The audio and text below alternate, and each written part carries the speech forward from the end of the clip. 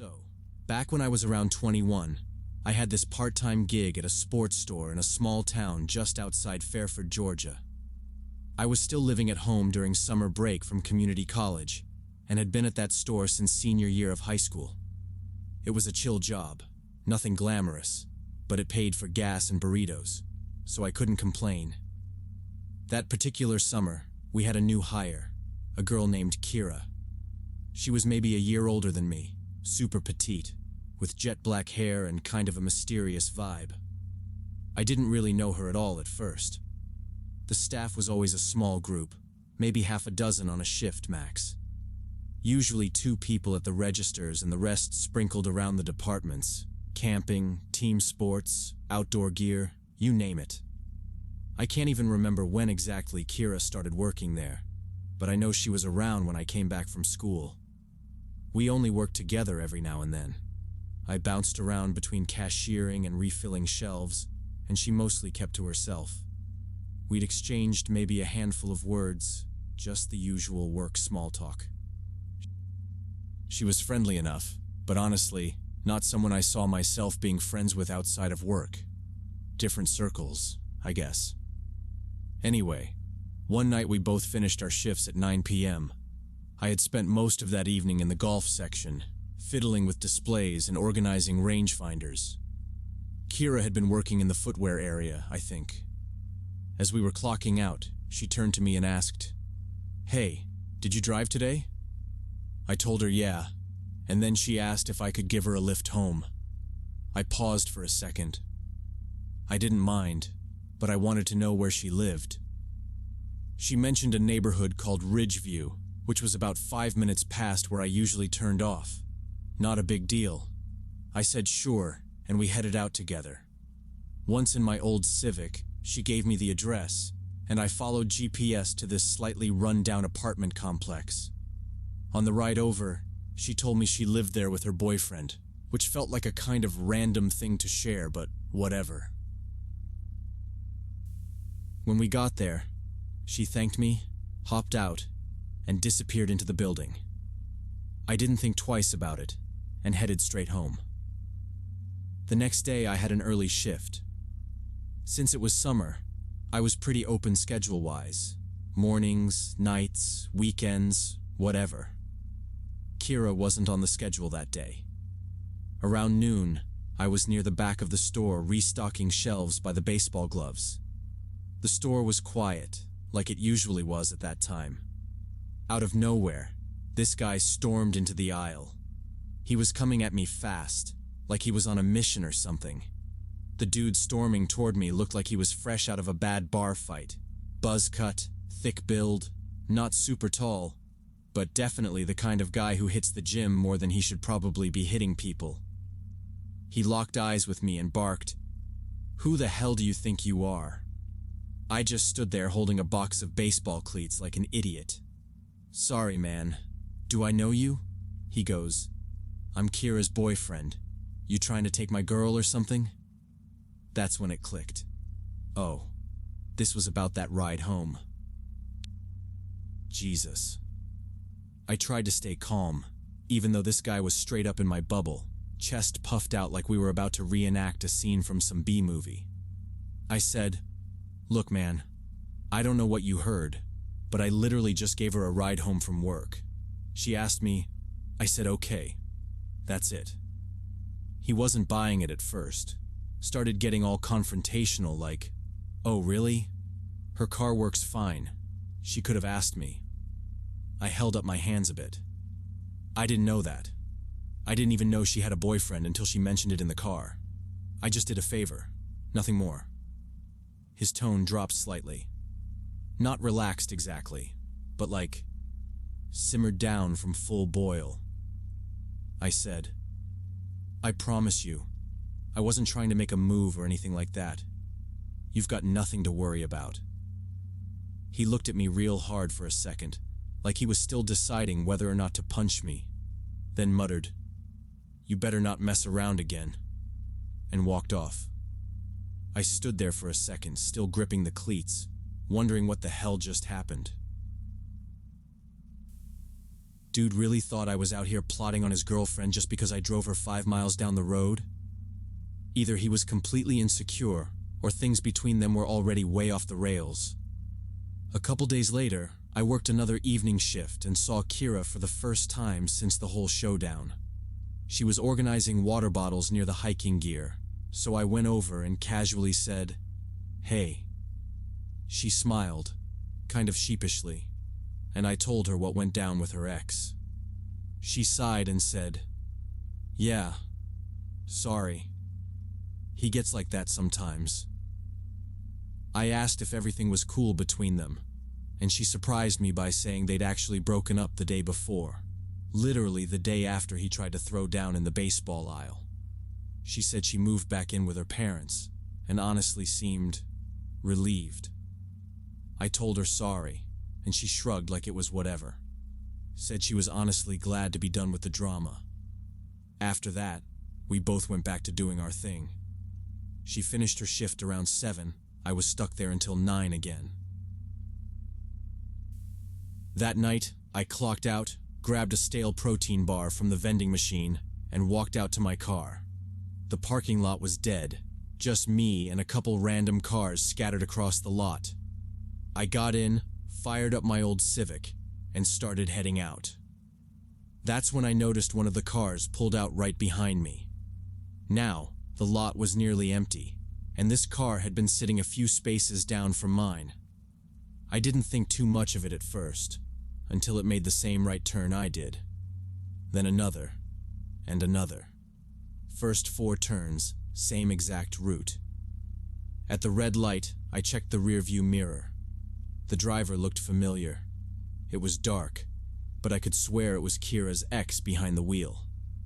I kept driving through my neighborhood with this guy glued to my rear bumper. Once I hit my street, I started to panic a little. I didn't know if I should call someone or keep driving. Instead, I just kept circling the block, once, twice, trying to shake him, but he wasn't letting up. Finally, I just made a snap decision to pull into my driveway like it was a normal night. As soon as I parked, I threw open the door and bolted. I didn't even shut the door behind me. I sprinted around the side of the house, cutting through the bushes like a damn raccoon. I knew my folks usually left the sliding door unlocked in the backyard, and thankfully they hadn't changed that habit. I slipped inside, slid the door shut behind me, and locked it. My heart was pounding like crazy. I didn't check right away to see if he followed. I just yanked the blinds down and crouched by the window like I was in a spy movie or something. After about a minute, I peeked through a crack in the front curtain. He was getting back in his car. I watched him slowly back out and drive off. And yeah, it was definitely Kira's ex. Same guy, same stone-faced glare, just sitting behind the wheel like a budget villain from a straight-to-streaming thriller. I seriously debated calling the cops, but something about it just didn't feel urgent enough. Like, what would I even say? "Hi, some guy followed me home because I once gave his girlfriend a ride?" I figured maybe he'd cool off now that Kira had dumped him and everything. I didn't have any shifts for the next few days, which honestly was perfect timing. Gave me some space to not think about work or that whole mess. One of those days, I met up with some friends at Brookdale Plaza, this massive mall about 25 minutes from my place. We were doing the usual, hunting for shoes, messing around at the arcade, grabbing snacks we didn't need. I was feeling great until I saw him. Yep, sitting at a food court table by himself. Just there, facing us. Not even pretending to eat. I instantly got this pit in my stomach. I leaned into my friends and was like, "See that guy? That's the dude who followed me home." They were like, "No way," and one of them, Jake, said we should go talk to him. I immediately shut that down. Last thing I wanted was a public brawl near a Sparrow. We hung around for a bit longer, trying to ignore him, but it was hard not to keep glancing his way. Eventually we left the food court and started checking out the sneaker shops and record store on the second floor. About half an hour later, I spotted him again. This time he was trailing us from a distance, just barely within eyesight, like something out of a really bad dream. It creeped me out more than I wanted to admit. I couldn't believe he was still doing this. Did he really think I was the reason Kira left him? The whole thing made no sense. But eventually, we left the mall, and thankfully, I didn't see him again that day. My next shift back at the store, I ended up working the same day as Kira. She was by the yoga mats when I spotted her. I walked over and asked how things were going. She looked pretty upbeat and said things were great, and that she'd actually decided to move to Seattle in a couple weeks. Considering we lived in California, that was a pretty big move. I looked at Kira and just said, "That's cool and all, but your ex is literally stalking me." She kind of froze and was like, "Wait, what? Why would he do that?" I told her it was probably because he thought I was the reason they broke up. She shook her head and said that was ridiculous, that I had nothing to do with it. "Then maybe you could tell him that," I asked. "No way," she said. "He's blocked on everything. I'm not reaching out to him." And that was when it really hit me. This dude had zero access to her, so he was just redirecting all that chaos my way. I was like his emotional punching bag or something. At this point, I was seriously thinking about calling the cops for real, especially since this wasn't just a one-time thing anymore. The guy clearly wasn't done. Later that week, Kira had another earlier shift and left a couple hours before I did. By the time I clocked out and headed to the lot, it was already dark out. As I walked toward my car, I saw that familiar black Honda parked just 2 spaces down. My stomach immediately dropped. Yup, him again. I was beyond pissed at this point. I mean, I'd tried to stay chill, but this was starting to feel like something out of a true crime podcast. When I got about 10 feet from my car, he suddenly stepped out of his. He didn't say a word, just started walking toward me like he was about to reenact an MMA weigh-in. I stopped and asked, "Dude, why do you keep following me?" No response. Just that same angry walk, eyes locked on me. And then, boom, he took a swing. I tried to dodge and mostly did, but he still clipped the side of my head. Instinct kicked in and I threw a punch back, but it missed by a mile. He landed another one, then another. Honestly, I got wrecked. It wasn't even close. I think I managed to hit him once or twice, but he didn't even flinch.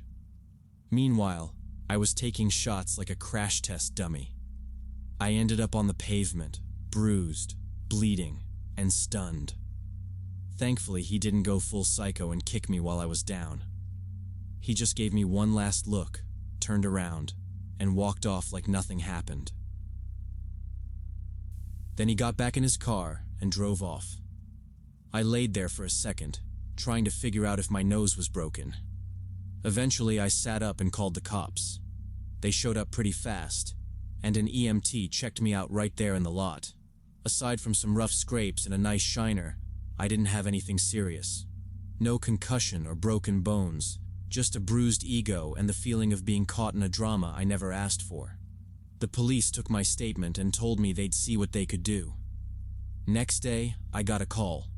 Turns out the guy had already had a warrant out for skipping a court date tied to a shoplifting charge or something.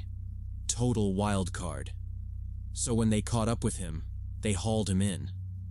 I went ahead and filed assault charges too. Hearing that he got arrested was the first time I actually breathed easy in weeks. The whole thing had been weighing on me so hard. I was mad. Yeah. But more than that, I was just drained. It sucked getting dragged into someone else's meltdown like that. Looking back, I'm just thankful it didn't end worse.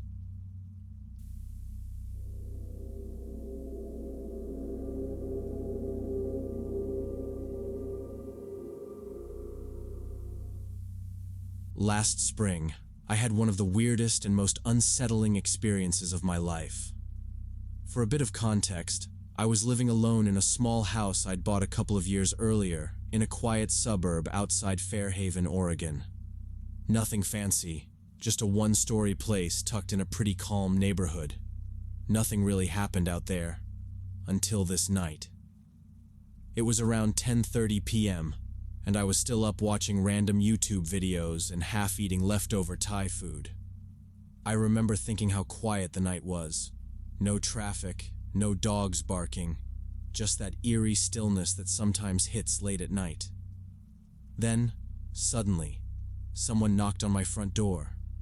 It wasn't loud or frantic, just a firm knock that made me freeze up a bit. I walked over and peeked through the side window. There was a young woman standing there, probably mid to late 20s, long dirty blonde hair, black hoodie, jeans. She wasn't someone I recognized from the area, and honestly, it's not the kind of neighborhood where people knock on doors late at night unless something's seriously wrong. I didn't open the door right away. Just kind of stood there watching to see if she'd leave. After about a minute, she knocked again. Still not frantic, but more insistent this time. Against better judgment, and I know, I should have just left it. I opened the door a crack. She immediately asked if she could come in. No greeting, no explanation at first, just, "Can I come inside?" That hit me weird. I asked why, and she said there was a guy following her, that he was after her. Her voice didn't sound panicked, just off. Too calm, maybe? I told her I could call the cops, but she cut me off and asked again if I'd just let her come in, just for a little bit. I said no. I wasn't comfortable with that, and again offered to call the police for her. She paused, stared at me for a second, and then just turned and speed-walked down the street without saying another word. I watched her until she rounded the corner and disappeared into the dark. I looked up and down the street, expecting to maybe spot someone trailing her or even a parked car. Nothing. Just empty sidewalks and parked SUVs. Still spooked, I locked everything up and went to bed with the hallway light on, which I hadn't done since I first moved in. By the next morning, I had mostly brushed it off. Weird encounter, maybe someone in trouble, maybe not. Went about my workday like usual and didn't think about it much, until that night.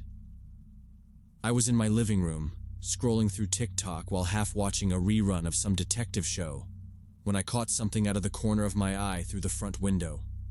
Someone walking. I looked up, and there she was. Same girl. Same hoodie. Just walking past my house on the sidewalk. She wasn't doing anything illegal or sketchy looking, but it still felt incredibly off. I had never seen her around before that night, and now suddenly she's right outside again? She slowed down as she passed my house and kind of turned her head toward it. Not a full stop, just enough to make it clear she was looking at my place. Then, almost like she realized I was watching her again, she locked eyes with me for half a second through the window. Then she kept walking, didn't look back. I stayed by the window for a while, just watching the street. Again, no one else around, no sign of a guy after her, no hint of where she came from. I even started wondering if maybe she had just moved into one of the houses a few doors down, though I hadn't seen any moving trucks or new faces in weeks. But then I saw her again the following night.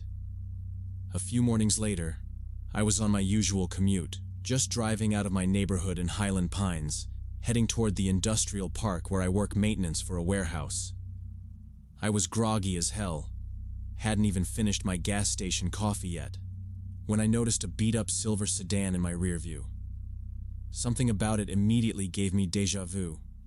I couldn't tell exactly why, until I glanced again at the driver and felt my stomach drop. It looked just like her. Same hair, same shape of face. She had on big sunglasses, which made it harder to be sure, but something about her posture made it click. At first, I brushed it off. It's not like I live in a massive city, Seeing people more than once isn't unheard of. But the longer I drove, the more paranoid I got. Every single turn I made, she made. Every lane change, every stoplight. I started taking some weird backstreet detours I normally avoid just to see what she'd do, and sure enough, she stayed right behind me. The closer I got to work, the more certain I became. This was no coincidence. She was tailing me. It takes me about 15 minutes to get to the warehouse, and by the time I pulled into the cracked asphalt lot, my nerves were absolutely fried. I tried to act normal as I turned into my regular spot by the chain-link fence. Her car cruised into the lot too, but instead of parking, she veered off around the other side and vanished behind the maintenance shed. I sat in my car for a minute, waiting to see if she'd circle back, but she never did. I finally just went inside and tried to focus on work. Didn't see her the rest of the day, not when I was leaving either. The next couple days, nothing happened. No late-night walks past my place. No mystery cars. Still, I found myself glancing out the windows more, especially after sunset. I even moved one of my indoor cameras to face the backyard. Call it paranoia or survival instincts. I don't know. Then one night, maybe 3 days after the parking lot thing, something happened again. It was past midnight. I'd just turned off the lights, laying in bed scrolling TikTok, when I heard this bang, like something hitting wood. My heart instantly jumped into my throat. I paused, strained to listen. Another loud thump. This one was clearer. It was coming from the back of the house, near the kitchen window. I grabbed my phone and tiptoed to the hallway, trying to figure out what was going on without making any noise. Another loud sound. This time I could swear it was glass being smacked. I couldn't see anyone from where I was, and I sure as hell wasn't about to check the window. I ducked back into my room and locked the door, then immediately called 911 and told them I thought someone was trying to break into my house. Not even 2 minutes after I hung up, I heard a crashing sound, like someone had finally forced a window open or busted it in. I sat on the floor, barely breathing, holding the door handle tight. I could hear footsteps, slow, deliberate, almost like whoever it was trying not to make too much noise. I didn't hear them come near my room, though. Eventually, I heard a creak that sounded like the basement door being opened. And then, silence. I just sat there, frozen, for what felt like ages. Probably just 5 minutes. The house was dead quiet again. No more footsteps, no breaking sounds. Just the humming of my old fridge in the other room. When I finally saw the flashing lights out front, I bolted out of my room and ran to let the cops in. I was trying to explain everything at once. Probably sounded like a lunatic. But they calmed me down and asked where I thought the person was. I told them I was pretty sure they were in the basement. The officers went down with flashlights drawn. I stood at the top of the stairs, holding my breath. A few minutes later, they came back up, escorting someone in handcuffs. It was her. Same woman. Hoodie, jeans, same tired-looking expression like she hadn't slept in days. I didn't even know what to say. I just stood there watching them put her into the squad car, trying to make sense of it all. They didn't find any weapon on her. No explanation, no motive. She barely spoke a word the whole time.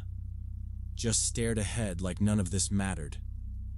They took her away, and that was the end of it. I didn't get answers. Never found out why she kept showing up, or why she broke into my house. I still think about it sometimes when I hear a creak in the night, or see a strange car parked on my street.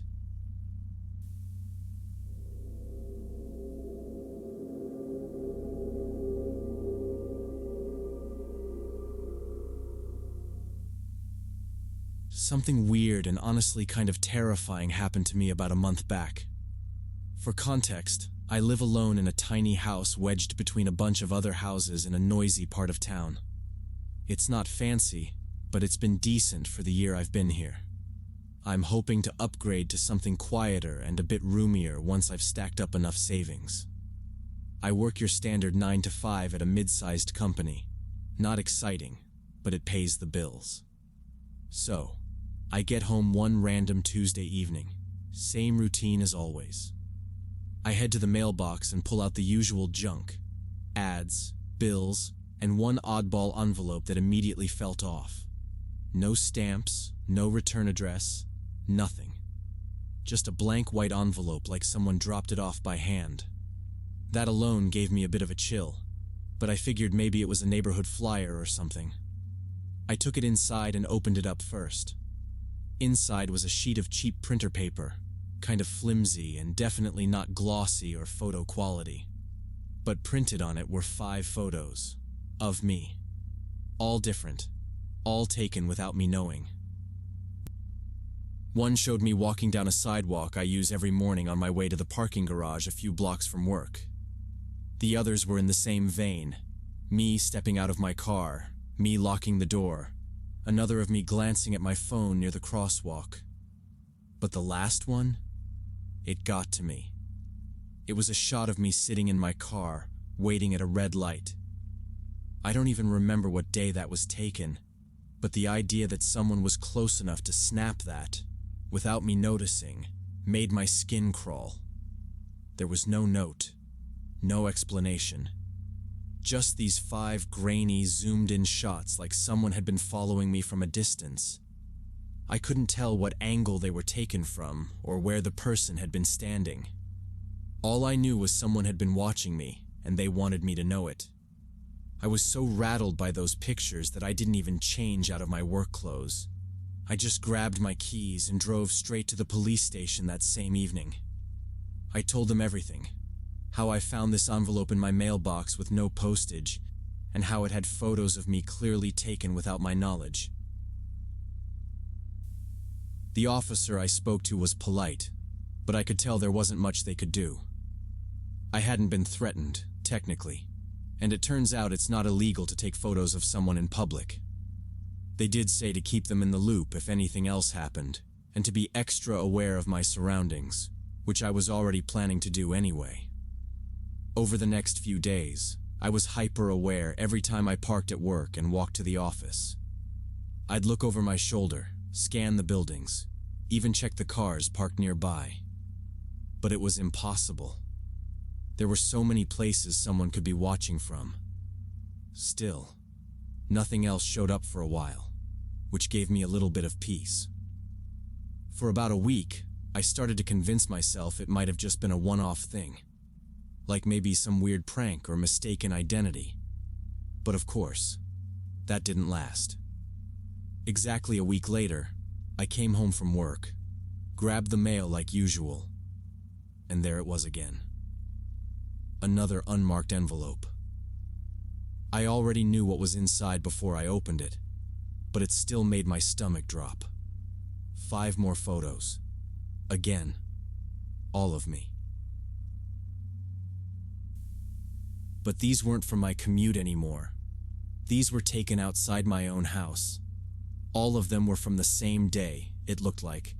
Me getting out of my car, locking it, walking toward my front door. That was a whole new level of scary.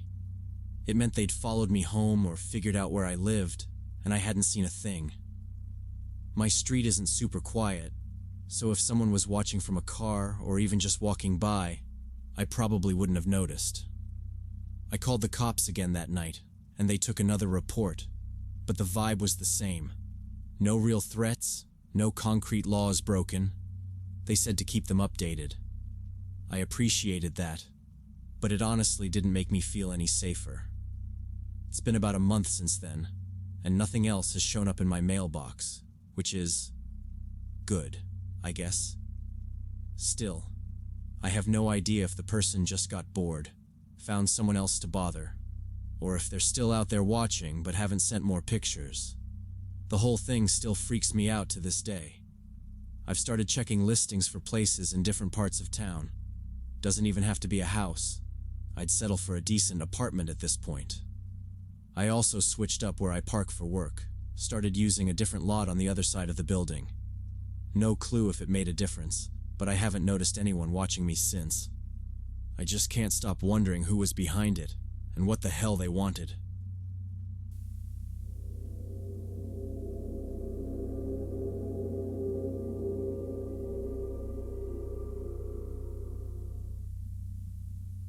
Right after finishing college, I figured I'd stay in my rental a little longer since my lease still had a few months left.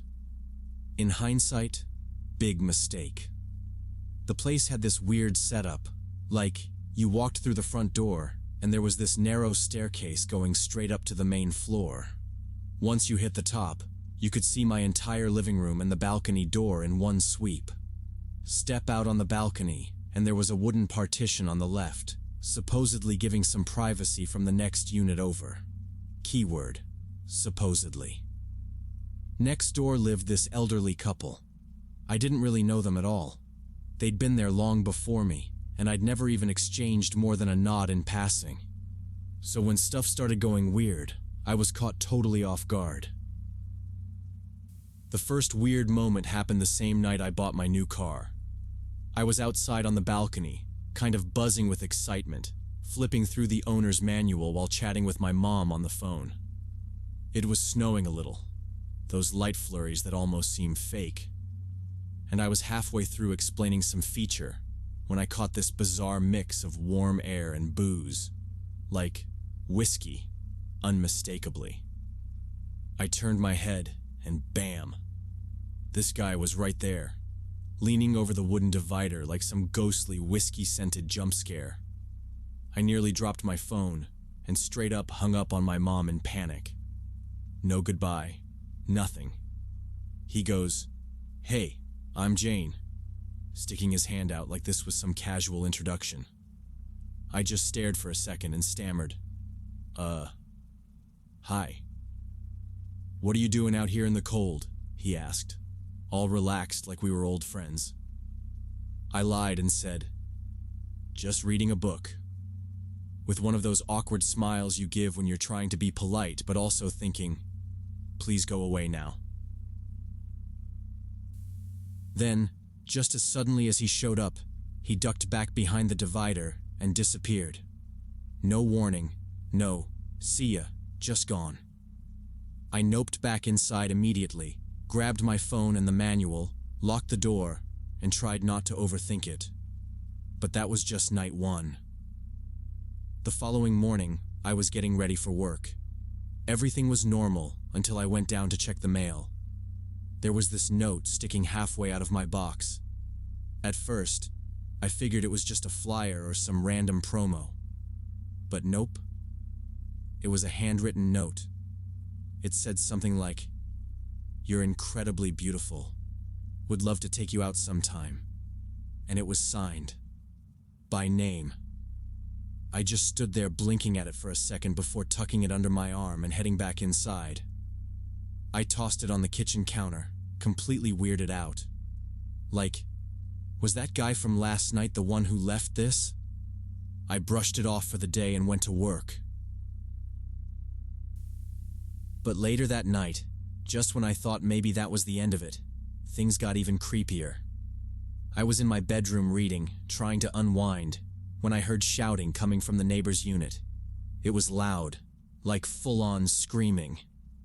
I couldn't catch everything, but at one point, clear as day, I heard someone, Jake, I think, yell that he'd slit his mom's throat. I froze.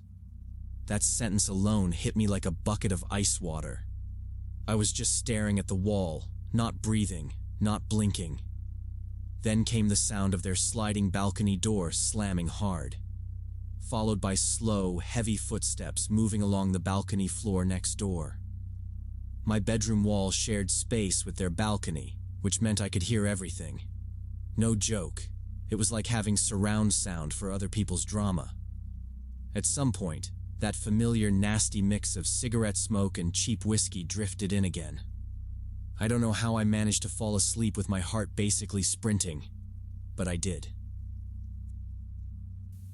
Then, sometime in the middle of the night, I woke up needing to pee. I sat up, half groggy, half on edge, and started heading toward the bathroom. Here's the layout. You gotta pass the sliding glass door to get to it. It's straight across. As I'm walking by, I suddenly hear this low voice yell out, "Get back in bed, Birdie." I froze, like full-body locked-up horror movie freeze. That word, Birdie, was somehow way more disturbing than if he'd screamed something aggressive. It felt too familiar, like he thought we had some kind of thing going on. I bolted to the bathroom, shut the door behind me, and stayed there for a while, trying not to cry. Eventually, I tiptoed back to bed, heart pounding. Now, I was only 18, and looking back, definitely made some dumb choices. Like, instead of packing a bag and leaving immediately, I just went back to sleep. Which is insane, I know. Next morning, I woke up weirdly early. Something felt off. It was freezing, which didn't make sense because I always kept the windows shut tight. I sat up, scanning the room, and then noticed the draft. I walked out to the kitchen living room area and froze. The balcony door was wide open, like fully open. Snow had even started to drift in. Then I saw it. A folded piece of paper sitting on my counter. I shut the door first, more like slammed it, and noticed the lock mechanism was completely gone. Like someone had literally removed the entire thing. But at that point, the lock was the least of my problems. I picked up the note. My hands were shaking so bad I could barely unfold it. It was this rambling paragraph about how I should give him a chance, how he'd treat me better than any guy ever could, blah blah blah. At the bottom he'd scribbled, "P.S. You won't regret it." I spent that whole day completely on edge, checking the locks every 10 minutes, jumping at any creak or sound. That night, I called my mom again just to feel a little less alone. I was in the middle of telling her about the break-in when I heard this loud thumping noise, followed by someone sprinting down the hallway, pounding on my walls and doors. I nearly dropped the phone. "He's here," I whispered to my mom. She was telling me not to answer, to stay on the phone, but I couldn't stop myself. I walked toward the door and just stood there, frozen, listening to him yell and slam his fists against it. Then, silence. After a few tense minutes, I told my mom I'd call her back and cautiously walked toward the living room. That's when I saw him. He was inside, standing dead center in my living room like he owned the place, just staring at me. No smile. No movement. "Why didn't you answer the door?" he asked, voice flat and icy. "I was in the shower," I blurted out, like a total idiot. Obviously a lie, but it was all I could come up with. He stared for a second, then, like it was the most normal thing ever, turned and climbed back over the balcony divider and vanished. That was the last time I saw him. My lease ended a week later. I packed everything in one night, hardly slept, and talked to my landlord the next morning. That's when he told me the kicker. This guy, Jake, wasn't even supposed to be there. My neighbors were only allowed 2 occupants, and they had 3. Apparently, he wasn't on the lease. Just squatting there. About a month later, after I'd finally started sleeping again, I got a call from my old landlord. A new couple had moved into the unit after me. And guess what? Jake broke in. Multiple times. Even smashed their windows. People like that? They're why I double lock everything now. So, to the guy who called me Birdie and climbed into my apartment uninvited, please, for the love of everything, let's never meet again.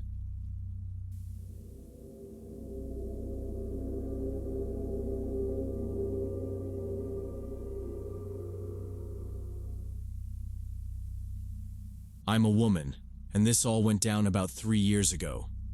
I had just left a job I'd been at for nearly 2 years. It wasn't a bad gig, honestly. The office was decently sized, the work was manageable, and most of the people were all right. A few annoying folks here and there, but that's any workplace. I ended up landing a better role with more pay and better hours, so I jumped ship. New job, new building, new co-workers. It was a nice change of pace, and I was actually enjoying it a lot more. Anyway, not long after I started the new position, I got this super random text from one of my old co-workers. Let's call him Travis. He wasn't someone I talked to much at the old job. He worked a couple floors down from where I sat, and the most we ever exchanged were a few awkward elevator chats or those weird half smiles you give when passing someone in the hall. I always got this kind of off vibe from him, and I wasn't the only one. Some of my old teammates thought he was a little odd too. Nothing concrete, just the way he lingered in conversations or made weirdly personal comments sometimes. So yeah, out of nowhere, Travis messages me asking if I want to hang out. No context, no lead-in. Just, hey, want to hang out sometime? I didn't even know how to react. I sort of stared at the message for a bit, thinking maybe I'd misunderstood. But nope, it was exactly what it looked like. Before I could even figure out what to say, he texted me again. I guess I took too long. It had been like 2 hours. And he straight up accused me of ignoring him. Said something like, I saw you read it. You're just avoiding me. That threw me off completely. Eventually, I replied and told him I couldn't hang out. I kept it polite but vague. Just said I was slammed with work and had a lot going on. He didn't message me back after that, which was honestly a relief. I figured that was the end of it. But nope. A few days later, I got a call from him. On my personal phone. It wasn't super late, maybe around 9 p.m., but I still didn't pick up because it felt out of the blue and uncomfortable. He left a voicemail though. And man, that voicemail chilled me to the bone. He said something like, I know you're not too busy. I know you didn't go to work yesterday. You didn't even leave the house. And the worst part? He was right. I had taken the day off and literally didn't step outside. Not once. I had this sinking feeling in my stomach. How the hell would he know that?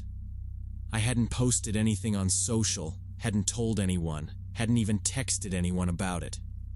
It hit me then. He must have driven by my place or something. Just thinking about that made my skin crawl. So I texted him back, straight up asking, how did you know I was home yesterday? I watched those little typing bubbles pop up almost immediately. They danced there for a good minute or so, and then just disappeared. No reply. After that whole creepy voicemail thing, I started keeping a much closer eye on stuff around the house. Like I'd casually peek through the blinds more than usual, especially in the evenings. The next night, maybe around 6:30 or 7, I'd just gotten back from work and was getting ready to make some food when I spotted this car just sitting on the corner of my block. It was parked in this one spot where you could basically see my whole front porch and driveway. Couldn't see who was inside. The windows were too dark, and it was just far enough away that I couldn't make anything out. But something about it felt off.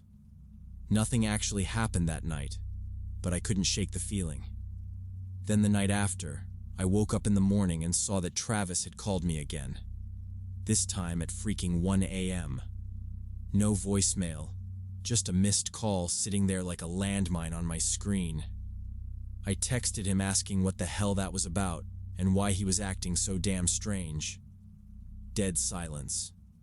No reply. That was it for me. I finally blocked him. Honestly, I don't know why I waited so long. I guess part of me kept hoping he'd just knock it off and explain himself, but clearly, that wasn't gonna happen. So a couple of days go by with no texts, no weird calls, no cars outside, nothing. I started thinking maybe that was the end of it. I got home late one night, totally wiped from a long shift. I tossed my bag down, changed into some old sweats, and was about to crash on my bed when there was this knock on the front door. It wasn't even loud. Just this steady, polite little knock like someone was delivering a package or something. I froze for a second because it was already kind of late, maybe around 10:15, and I hadn't been expecting anyone. I checked the peephole, and there he was. Travis. Standing there like it was totally normal to just drop by uninvited after weeks of being a total weirdo. I don't know what I was thinking, but I opened the door. I guess I thought if I just told him straight to his face that he needed to back off and leave me alone, maybe that would finally get through to him. Big mistake. The second the door was open, he lunged forward and pushed his way inside. Didn't say a word, just grabbed at me like he was trying to hold me down or drag me or I don't even know. It was a blur. We struggled for maybe a few seconds, and I somehow wriggled free. My instincts just kicked in, and I bolted. Instead of running to my room or grabbing my phone, I just darted outside barefoot, straight into the front yard. He came after me at first, but the second I hit the street, he stopped. I glanced back and saw him hesitate. Then he suddenly turned and ran toward the corner. A dark-colored car was waiting there. Same one I'd seen the other night, I'm pretty sure. He jumped in and sped off. After I caught my breath, I went back inside, locked everything, and called the police. They showed up pretty quickly, and I told them everything I could remember. His name, what happened, what he said before, the weird calls in the car. In the end, I got a restraining order against him, and thankfully, that was the last I ever heard from Travis.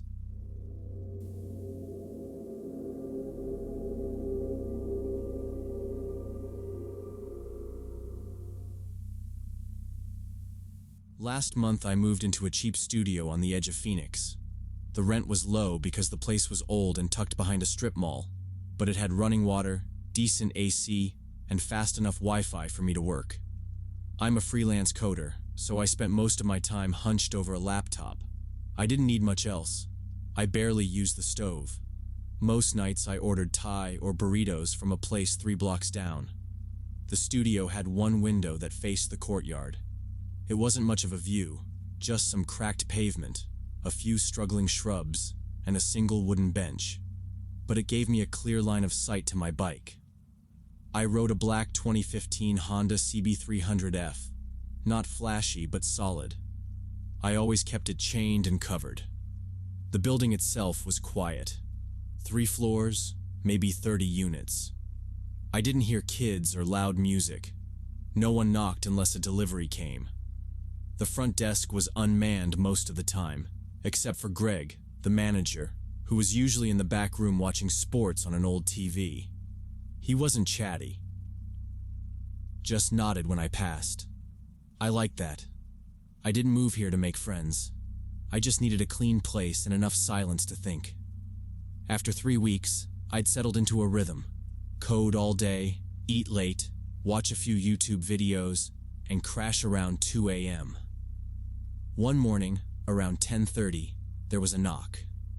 Not the buzzer, just a quick knock like from someone using their knuckles. I thought it might be FedEx, so I opened the door without checking. A woman stood there, mid-40s maybe, wearing jeans and a blue windbreaker. Her hair was tied up, and she held a purse like she'd just stepped out to run errands. She looked me over quickly, then said, "Your bike looks like it's been messed with." Her voice was flat. That snapped me out of the half-asleep state I was in. I stepped past her and jogged down the stairs. The courtyard was quiet, same as always. My bike was fine. The chain was still tight, the cover untouched. I walked a full circle around it. Nothing was wrong. When I turned, she was behind me at the edge of the lot, arms crossed. I asked, "You sure it was mine?" She nodded once, then shook her head and said, "Sorry, maybe I got the wrong one." Then she walked off toward the street.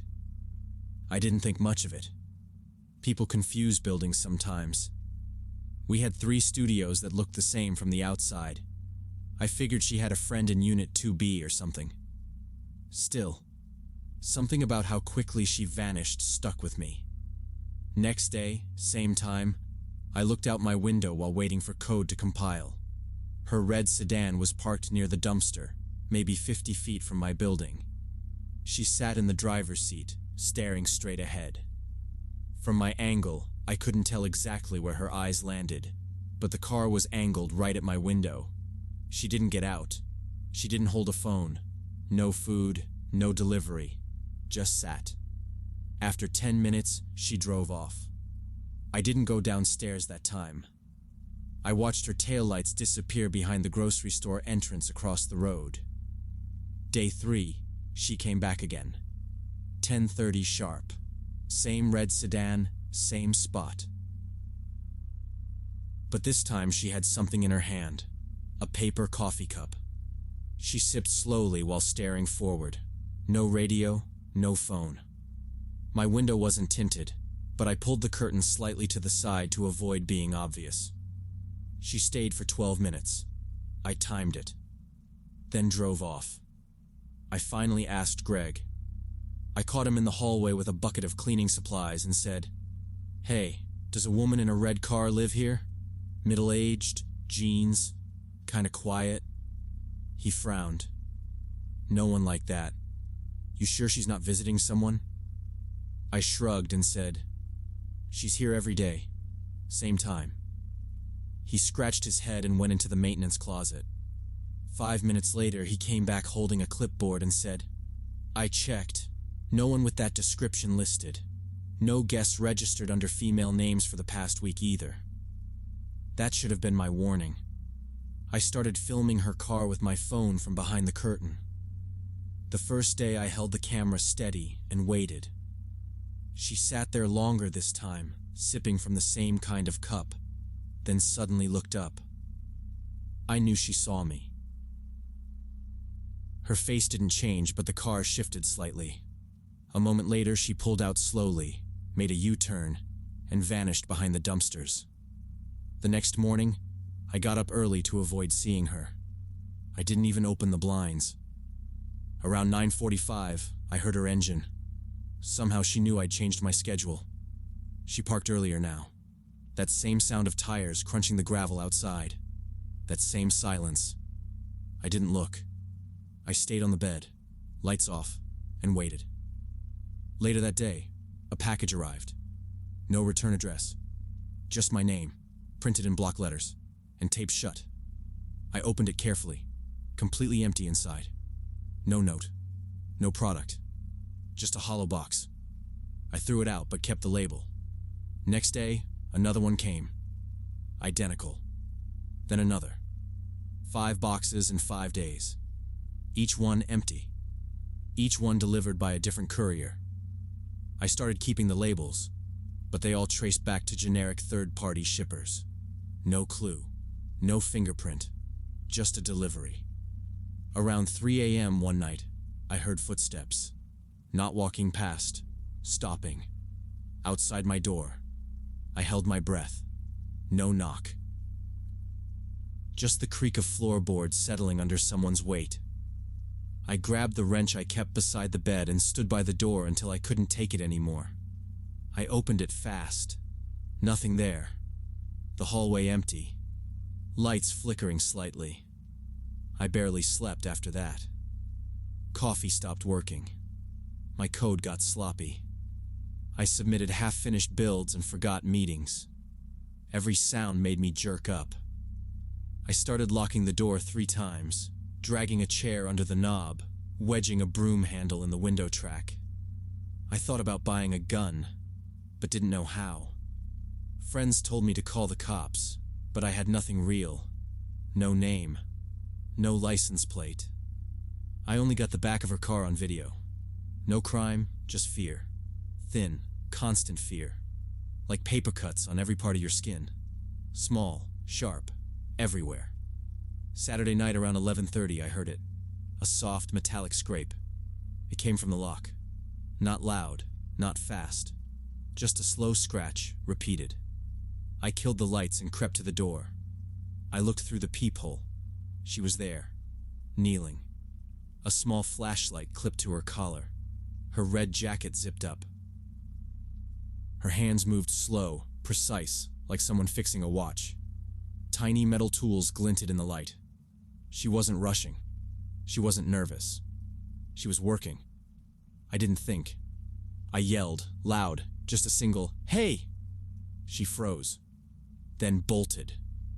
The tools hit the floor. I heard the fire door slam at the end of the hall. I waited 10 seconds and opened the door. A thin roll of metal wire lay on the mat. I didn't touch it. I ran to the stairwell and looked down. Nothing but the echo of footsteps. The cops came 10 minutes later. I gave them the footage. Greg pulled the camera feed from the hallway and showed them the same woman in a red coat running toward the emergency exit. They checked the lot. Her car was gone. Later, the officer told me the car was a rental. Rented under a fake name. Paid in cash. No record beyond that. She might try again, he said. If she thinks you're worth it. I asked, worth what? He didn't answer. I moved units the next day. Top floor, corner, no window view from the street. I had Greg change the locks, and I installed 2 alarms. Door sensor, window sensor. One on the inside of the hallway, just in case. I sleep with my phone recording every night. Sound only. I haven't played back most of the audio. Just knowing it's there helps me rest. It's been 2 weeks. No car, no footsteps, no packages, nothing. But I still flinch every time I hear a knock. I look through the peephole twice. I triple-check the door. I learned that locks don't stop people. They only slow them down. I also learned that some people don't need a reason that makes sense to you. They have their own. You won't understand it, and that won't stop them. The scariest part isn't what she did. It's how normal she looked while doing it. Calm, focused, no yelling, no threats, just quiet persistence. If someone knocks and tells you there's a problem you can't see, ask yourself why they want you to look away. I thought I was safe inside. I thought not leaving meant staying out of trouble. But safety's not about staying in. It's about knowing who wants in.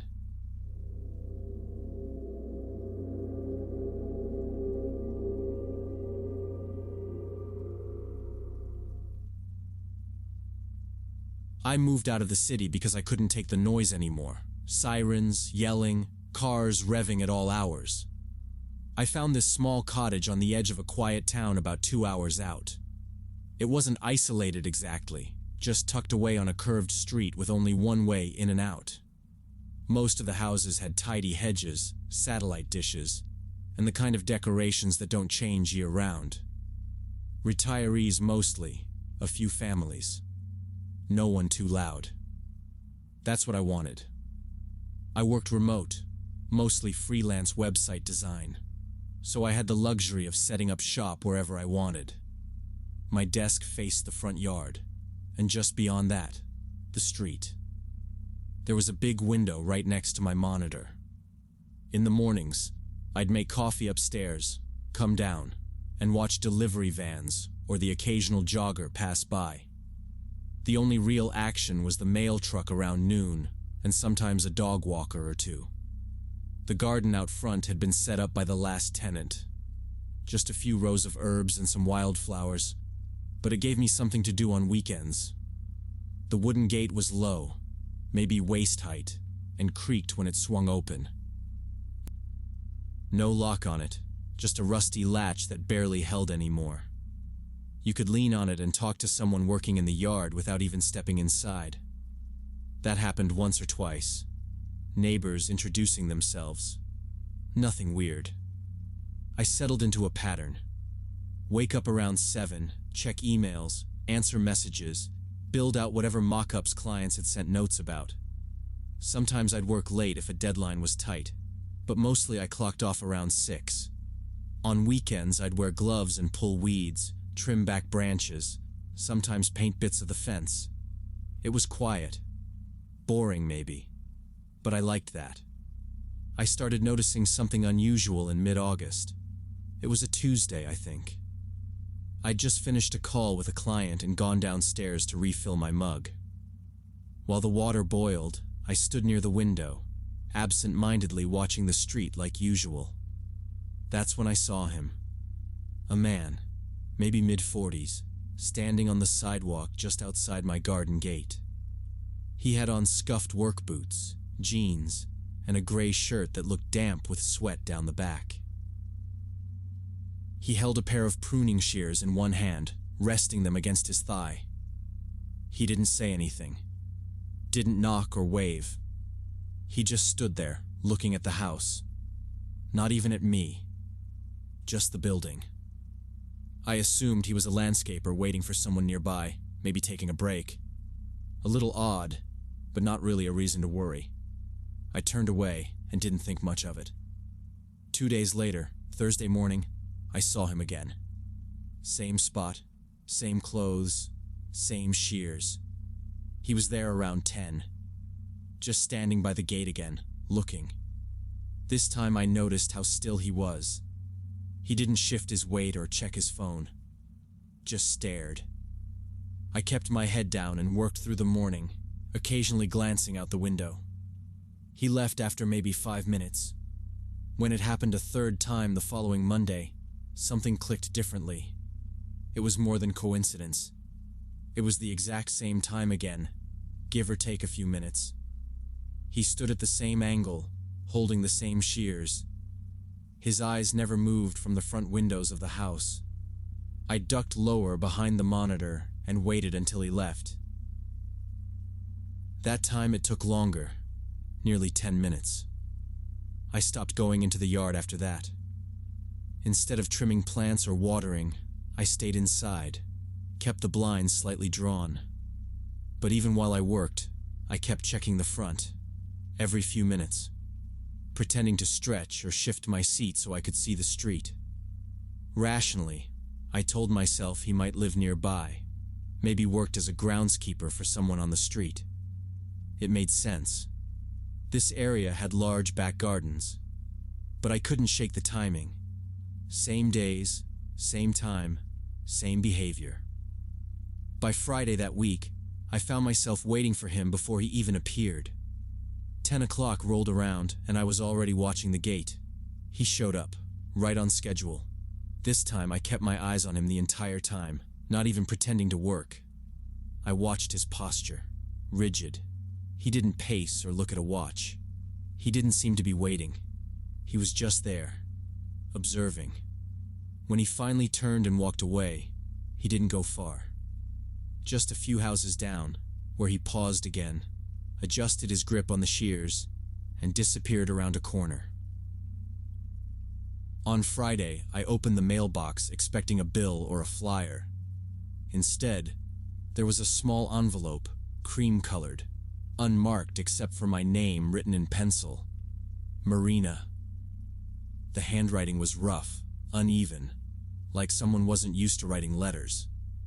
Inside was a folded piece of cardstock, homemade. It smelled faintly like cologne and cut grass. The message was written in the same scratchy script. Marina, we should meet.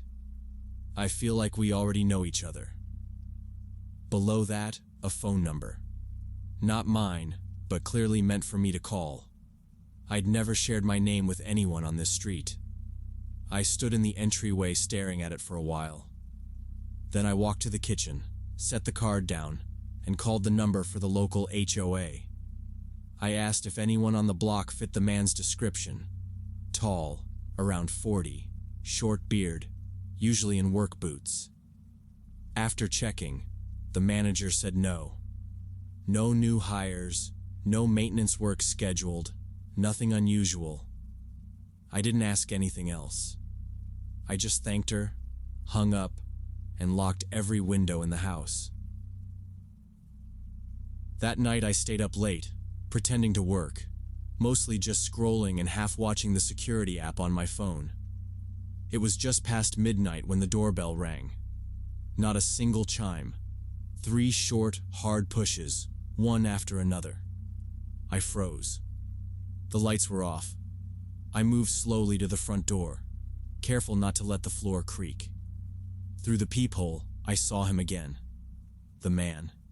He stood on my porch, facing the door, pacing from one edge to the other. He was talking to himself, low and steady, like a chant. I couldn't hear what he was saying. I stepped back and called the number for the neighborhood security patrol. 10 minutes later, I saw flashlights sweeping across the yard. But he was already gone.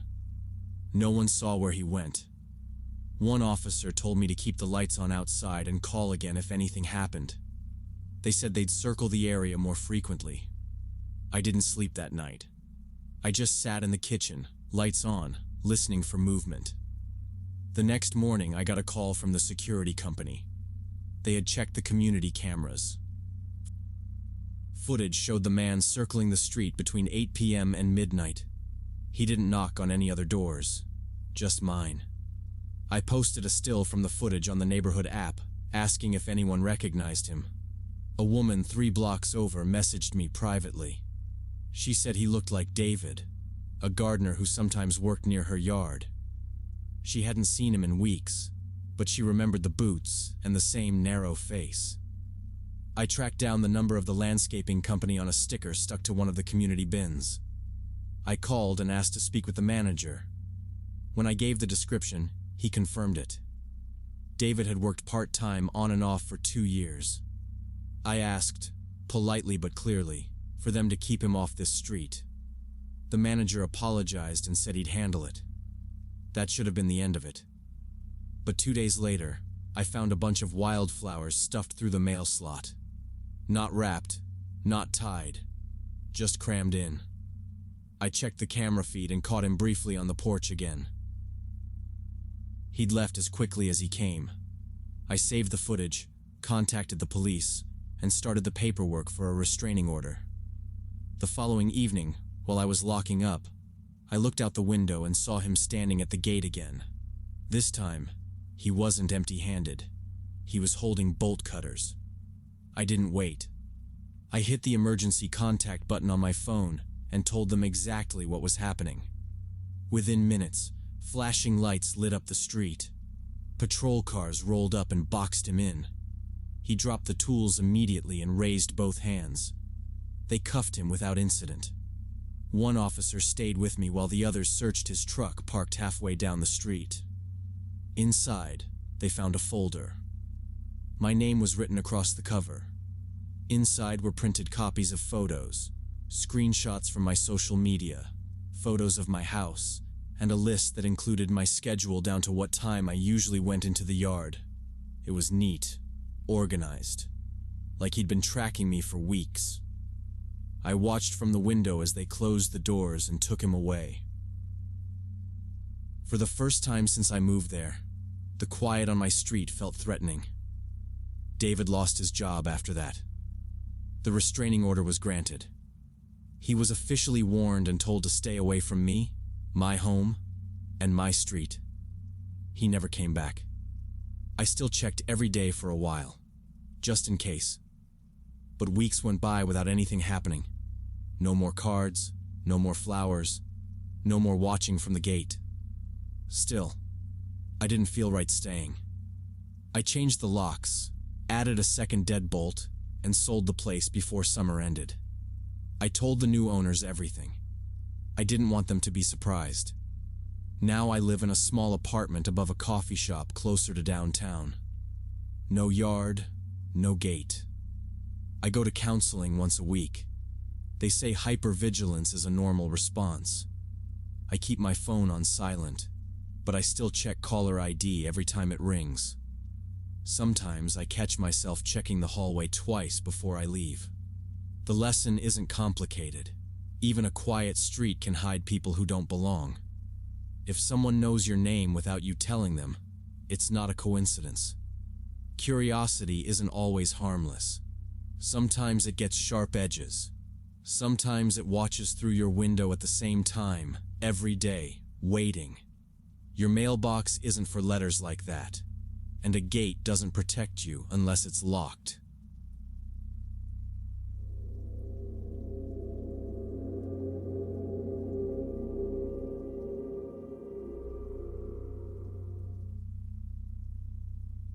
When I was 25, I moved into a busy apartment complex off Oak Avenue. It wasn't glamorous, but it had a decent laundry room, working elevators, and a grocery store across the street. I worked long hours at a small ad agency downtown. The job drained most of my energy. Late nights editing campaigns, weekends reviewing client changes. Social life didn't really fit into the schedule. I didn't go out drinking or do group stuff. Dating apps made more sense. After swiping around for weeks, I matched with this guy named David, 28, said he was a coder. His bio mentioned hiking, sushi, and that he hated pineapple on pizza. Basic stuff. We messaged for a bit, mostly memes and random movie quotes. Nothing deep. I didn't get any red flags. He used decent grammar, responded at normal times, and didn't push for anything weird. After a few days, he asked if I wanted to meet for coffee on Main Street. I agreed. Public place, broad daylight, easy out if things got uncomfortable. I told my roommate at the time, Sarah, where I was going and with whom. Sent her a screenshot of his profile. She rolled her eyes and told me to text if he was a weirdo. I laughed it off. Honestly, I thought predictable meant safe. Coffee dates were routine. I didn't expect anything bad from someone who looked like they worked in IT and quoted The Office. We met outside a small cafe on Main.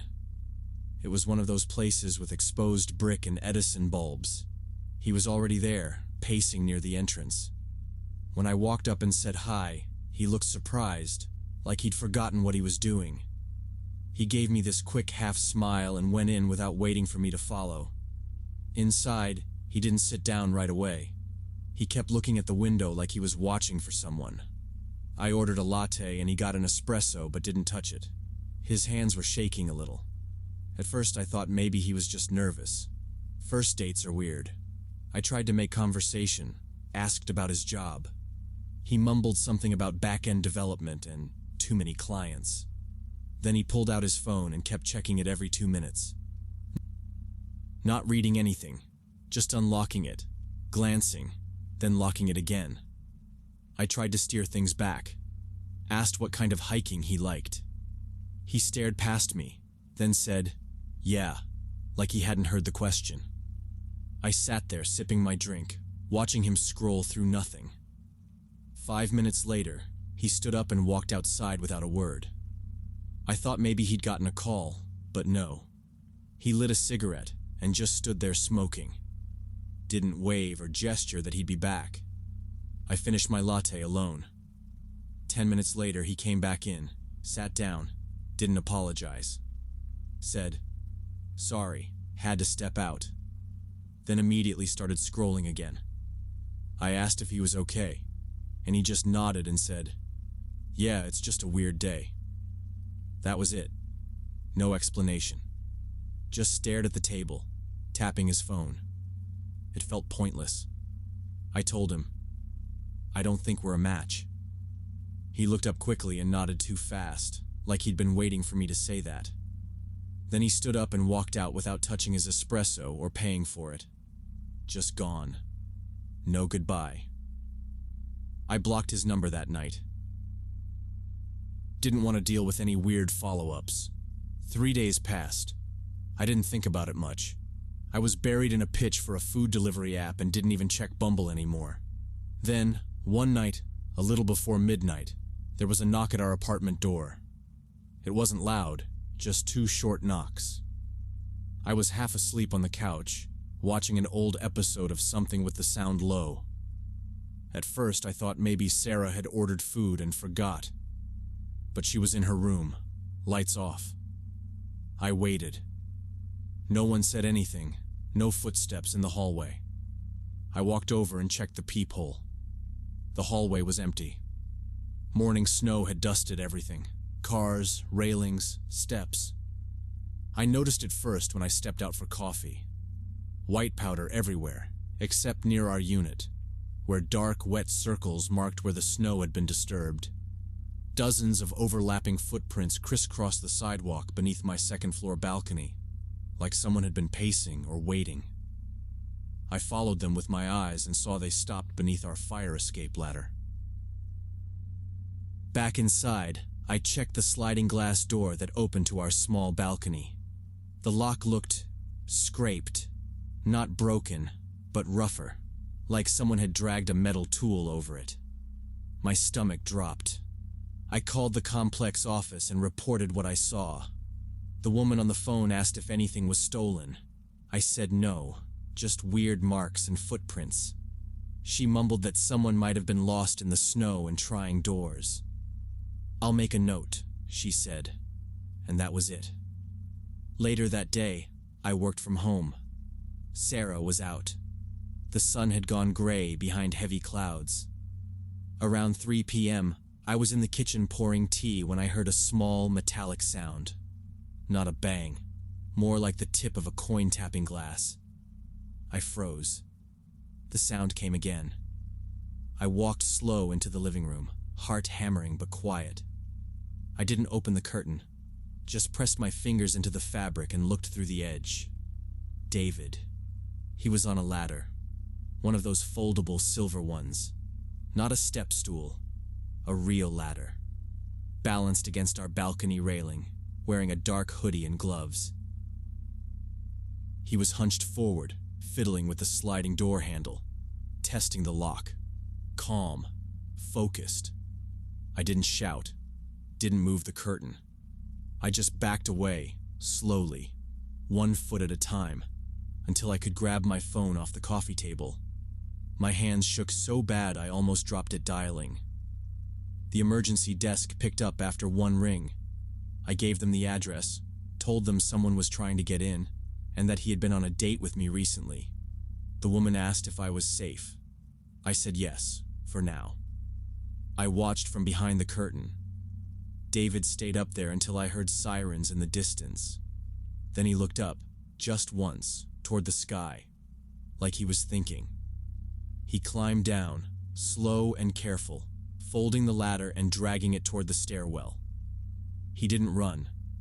A few neighbors opened doors, stood in their robes or hoodies, watching. Nobody asked if I was okay. Security caught him 1 floor down near the stairwell. They didn't have to chase him. He stood still when they shouted. When they searched him, they found a folding knife in his hoodie pocket, zip ties in his backpack, a manila envelope with 5 printed sheets, screenshots of my Instagram posts. Not weird stuff, just normal photos of me in a park, one with Sarah, another of a book on my lap. He said, "We were meant to talk," like he was comforting someone, not pleading. Calm, soft voice. The officers cuffed him, and he looked at me while they let him out. "Don't be mad," he said. "I just needed 5 minutes." They interrogated him that night. I got the call the next day. He'd planned this for weeks. Drove past the complex almost every night. Parked across the street sometimes and just waited. One night, he walked the hallways. They confirmed it through parking cam footage. A judge signed a no-contact order that same week. He wasn't allowed within 500 feet. Management said they were installing more lights and better cameras near the balconies. I didn't trust them. I bought a thick metal bar from a hardware store and shoved it into the track of the sliding door. You'd need a bulldozer to force it open now. Sleep was shallow after that, but I did sleep. Eventually. David took a plea deal. No trial. They said he agreed to psychiatric treatment and would stay under monitoring, therapy, evaluations. The DA sent a letter explaining the outcome. I didn't read it twice. I just filed it away in a drawer and locked it. I deleted Bumble the same day. A few friends said I shouldn't let one bad match ruin dating for me. That plenty of guys are decent, respectful. Maybe they are. I don't know. I'm not willing to find out again so soon. I've seen what happens when someone builds a fantasy from a few messages and pictures. He was quiet on the app. No red flags, just emojis and hiking photos. He said the right things. The wrong ones came later. In silence, in footsteps outside the window, in the scratch of a lock at midnight. Now, I look for different signals. Like how someone fidgets too much, or doesn't drink what they ordered. Or if they stare through you instead of at you. Public meetups are fine, sure. But don't assume daylight is enough.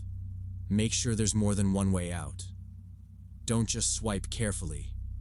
Live carefully. Keep your door locked. Always.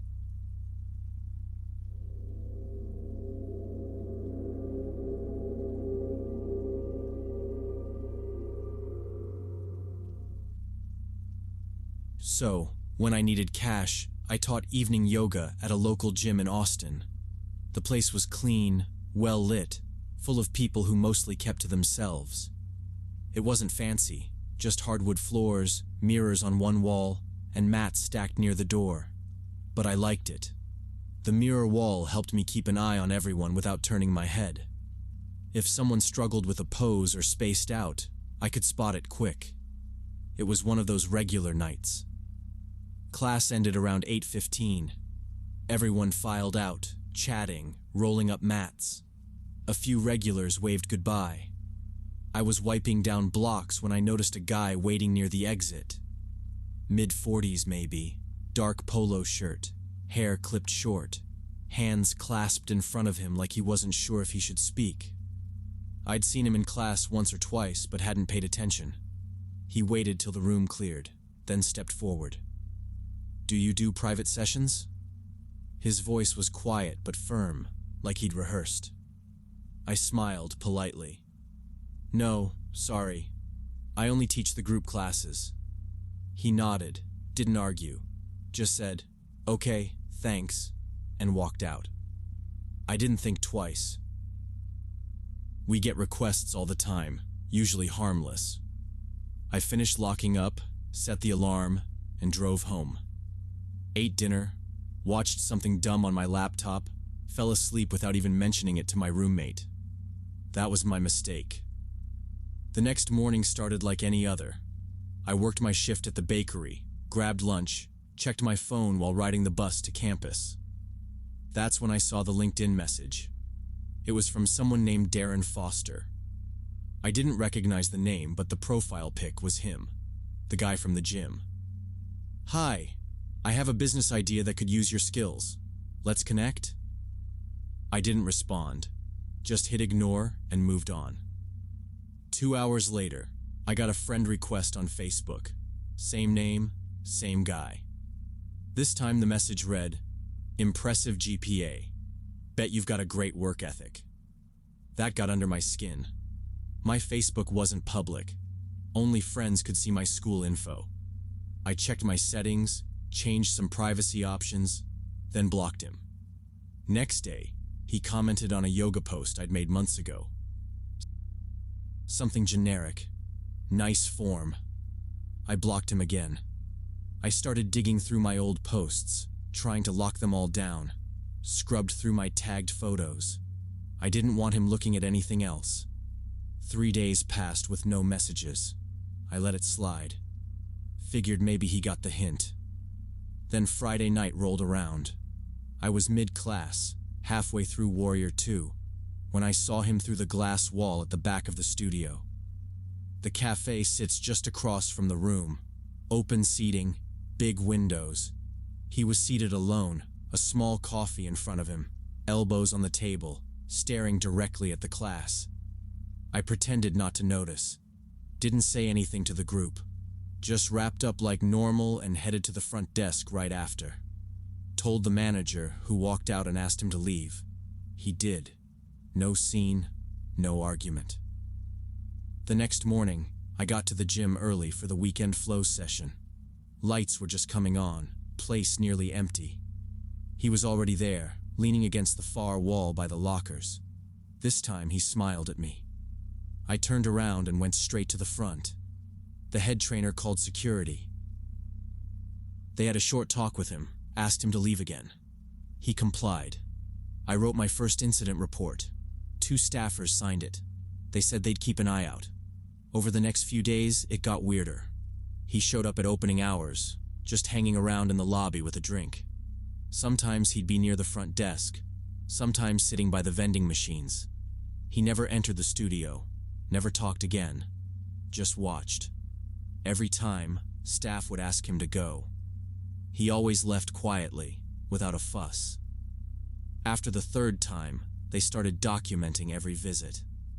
We had logs, notes, even a copy of his ID from a guest waiver he'd filled out months earlier. I stopped going to the cafe altogether, took different routes to the locker room, asked coworkers to walk me to my car. One guy from the desk started timing his smoke breaks with the end of my class, just to stick nearby. Then a week passed. No sightings, no messages. Jim felt normal again. I started walking to my car alone, checked my socials a little less, stopped scanning every face in the crowd. I let my guard down. One evening I walked to the campus parking lot alone. It was around 8:30, dark, but still a few people around. I wasn't thinking about him anymore. My mind was on a paper due the next day, maybe dinner plans after. I remember hearing footsteps, nothing odd at first, just someone behind me. But when I slowed, they slowed. When I turned left between the rows of cars, the steps echoed mine exactly. I didn't look back right away. I kept walking, faster now. I passed a silver SUV and saw his reflection in the window. Same clothes, same guy, same face I thought I was done seeing. He stepped out between 2 parked cars like we'd run into each other by chance, like he'd just spotted an old friend. "Hey!" he called out, smiling wide. "Wait up!" I didn't answer, didn't even think. I turned and ran. The security booth sat at the edge of the lot, lit by harsh floodlights. My boots hit the pavement harder than I expected, keys ready in my hand like I'd practiced. He followed, yelling my name like he was scolding a child. "Come on, just talk to me." The guards inside saw me sprinting and came out fast. One shouted at him. The other grabbed my arm and pulled me behind the door. He didn't stop until they physically blocked him, both hands on his chest. They asked what was in his bag. He resisted, then said something like, "I just wanted to give her something." They opened it anyway. Inside, printed maps of the gym and campus. My class schedule, circled in red ink. 3 printed screenshots from my old Facebook account, one with my roommate tagged, and photos, some grainy, some crystal clear, all of them taken through the mirror wall during class. Turns out that glass wasn't as private as I'd thought. From the cafe, you could snap 100 shots without being noticed. And he had. Police came that night, asked questions right there in the booth, then took him into custody. I gave a full report, again. They took copies of the gym logs, asked for my old usernames, pulled security footage from the last month. He kept saying he just wanted to talk, that he was lonely, that I'd smiled at him. The stalking charges stuck. The cops said the photos, the notes, the consistent presence, all backed up by the gym's camera logs and incident reports, they were enough. Campus banned him permanently. Gym issued a no-entry order. I was told to report any contact immediately. I changed gyms the next morning, picked one further from home. No glass walls, no mirrors. I deleted every social profile. Facebook, LinkedIn, even the yoga ones. I switched my phone number. Emailed professors to request anonymous listing on class rosters. All of it felt like cutting pieces off myself. My grades dipped. I couldn't concentrate. I flinched when my phone buzzed. I looked twice at every unfamiliar face. Once, I thought I saw him near the bus stop and left campus entirely. My roommate started walking me to class when she could. Friends from high school messaged me screenshots, new accounts using my old photos, same name with small changes. Some posted about yoga, others just lurked. Each new pop-up felt like someone knocking from the wrong side of the wall. Like if I looked too long at a screen, he might reach through. Months passed before the trial. He took a plea. Probation, mandatory therapy, restricted movement. The judge called it escalated fixation and patterned harassment. He wasn't allowed within 500 feet of my work, school, or residence. Didn't matter. I carried pepper spray in my backpack, walked only in groups, avoided elevators alone. My therapist said that being hyper-alert wasn't paranoia. It was how people survived. I don't teach anymore. I take classes now, but only midday, in well-known gyms with tinted windows. I wear a hat when I leave the house and use different names online. At the library, I sit where I can see every exit. I check my bag twice. It's a routine now. The thing that stuck with me wasn't the photos or the messages. It was how normal it all looked. A guy sitting in a cafe with a coffee. A polite voice asking for help. A smile in the mirror. He never raised his voice. Never made a scene. It was always small steps, just close enough to seem harmless, until it wasn't. If a stranger asks for more of your time, don't just say no. Ask why he picked you. Don't assume the glass is one way. Block buttons are useful, but locks are better. And if you catch someone watching you too long, believe what your body's telling you. A smile in the glass can look like anything, but sometimes it's the start of a plan.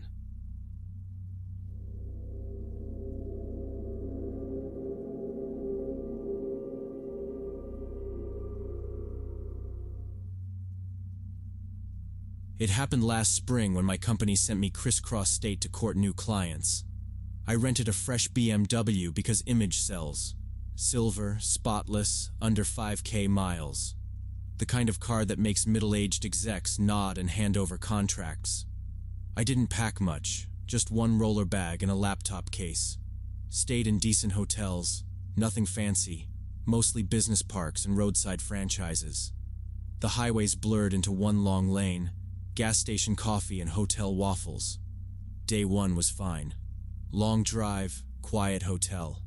Day 2, around noon, somewhere in Illinois, I noticed a white pickup in the rearview mirror. Old Ford, maybe early 2000s. Nothing too crazy about it, except it stayed 3 cars back for a solid hour.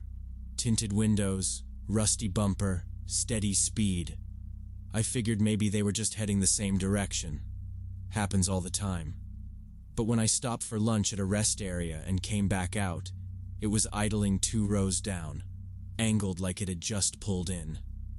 Maybe they had the same idea. I didn't stare, just got in and pulled off. Half an hour later, it was behind me again. Not tailgating, just there. 3 car lengths, no sudden moves, like a shadow. Next morning, day 3, I left the motel early. Planned to meet a potential supplier in a small city near the border. About 20 minutes into the drive, I saw it again. Same white Ford, same position. Matched every lane change. I sped up to 85 for a bit, then slowed to 60. It adjusted. At one point, I got off at an exit just to check, looped around and got back on. It followed. Now it wasn't just weird. It was a pattern. I didn't tell anyone. Not yet. I wanted to be sure. Maybe it was paranoia. Or maybe it was a coincidence, some delivery driver heading the same route. But my gut started logging every movement. I kept checking my side mirrors. Every stop I made, I scanned for that truck. Later that afternoon, I tested my theory. I took an early exit into a mall loop on the edge of town. Lots of traffic. Hard to follow someone clean through that mess without showing your hand. I didn't signal, just veered off fast. 2 lights later, I spotted the pickup make the turn behind me. I cruised the lot, picked a row near the food court entrance, and parked. Didn't rush, didn't look back. Walked inside, pretending to check my phone. I circled through the atrium, grabbed a bottle of water, and took a seat at one of the upstairs tables that overlooked the front lot. Took maybe 2 minutes before it rolled in. Slower this time, like the driver was searching. It pulled into a space directly across from mine, one aisle over. Tinted windows. I watched it idle for a while, then a door opened. Driver was a woman, mid-30s maybe. Ball cap, dark hoodie. Couldn't see her well, but she stepped out, leaned on the hood, and started texting. Just stood there, facing my rental, like she had all the time in the world. I stayed put. 10 minutes passed. She didn't move much, just stared down at her phone now and then, tapped a few messages. No rush. Like she was waiting on someone. I finished the water, tossed the bottle, and headed downstairs. Didn't go out the food court doors. Took a side hallway that looped toward the loading dock and exited from there. Circled back to the front lot from behind a planter and got to my car without her seeing me. As soon as I got in, I dropped into gear and pulled out fast, not flooring it but not crawling either. Didn't glance back until I was halfway to the next intersection. Checked the rear view. No headlights yet. My hands were sweating against the wheel. I turned down 2 side streets, doubled back toward the highway but took an alternate on-ramp. Still nothing behind me. I drove for another 20 minutes without spotting the pickup again. No calls to 911 yet. I wanted proof. 4th morning, I pulled into a gas station just past dawn, somewhere off Highway 52. It was one of those quiet rural stops. 2 pumps, a flickering LED sign, empty lot, and a faded awning that rattled in the wind. I just needed fuel and coffee. Pulled up to the 2nd pump and stepped out like normal, keeping my head down. I scanned the area just in case. I didn't see anything yet, but I was tense. I left the engine running and filled the tank. About 5 minutes in, the white pickup rolled in from the far end of the lot. I recognized it before the tires even stopped. No rush this time. It coasted in smooth, parked 2 spots away from the air pump. My stomach dropped. The same truck. No more doubt. 2 men jumped out, both wearing faded work jackets and ball caps. No words, no eye contact. One of them walked straight up to my BMW and bent low over the windshield. He held a notepad, or maybe a phone, squinting at the corner where the VIN sat on the dash. The other stood behind him, eyes sweeping the pumps like they were just stretching their legs. The woman was in the passenger seat now, door cracked, watching the road. I pretended to talk on my phone, pressed it to my ear and said things like, "Yeah, I'll email the files in 30, and no, tell him 2 p.m., not 3. My voice was steady, but my knees weren't. The pump clicked off. I didn't cap it. I just slid into the driver's seat and hit the ignition. No hesitation. I yanked the wheel hard, cutting a wide arc past the front of the pickup and bolting toward the on-ramp without looking back. Tires chirped once. Coffee forgotten. I hit 60 before I even merged. Eyes flicked to the mirror every 3 seconds. For a minute, I didn't see them. Then they pulled out of the lot, calm as ever, drifting into traffic 2 cars back. That's when I called Highway Patrol. Gave them my location, mile marker, direction, gave the license plate, voice clipped, straight facts. I told them what I saw, VIN checking, same vehicle across 3 days, 3 people. They told me to stay in my lane, keep the speed steady, and don't engage. Troopers were already on the route. I didn't breathe right for 30 miles. About an hour later, my phone rang again. The dispatcher said they'd pulled over a white Ford pickup southbound, 30 miles from where I'd first called. Plate matched. 3 suspects in custody. They'd been cooperative, but what the troopers found made everything worse. The detective I spoke to laid it out like a checklist. Inside the truck, they found a laptop open to VIN tracking software, signal jammers, a stack of dealer-style key fobs with programming gear, and a printed sheet of VINs, highlighted by hand. My rental was on the list, third from the top. They'd been marking luxury cars at hotels, following the targets for days to learn routines. Hotel to client to dinner. One guy takes notes, one films, one drives. If you park the car in the same spot more than once, they record the time. Then they use forged keys to boost the car later when it's parked and quiet. Detective asked if I'd stayed at the Sunview Inn in Vandalia 2 nights ago. I had. Said the lot there was a hot spot for this kind of crew. Easy in, easy out. Minimal cameras. I signed a few statements the next morning, hand barely holding the pen. Everything I touched in the BMW felt wrong after that. Door handle, steering wheel, even the cup holders. The whole interior smelled like new leather and fear. I drove with the windows cracked, even though the AC worked fine. Company swapped the car the next day. No more flashy BMW.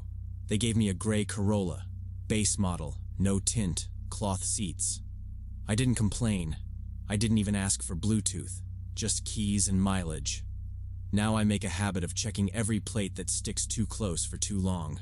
Snap a photo, log the time. I learned that noticing a tail isn't always paranoia. It's pattern recognition.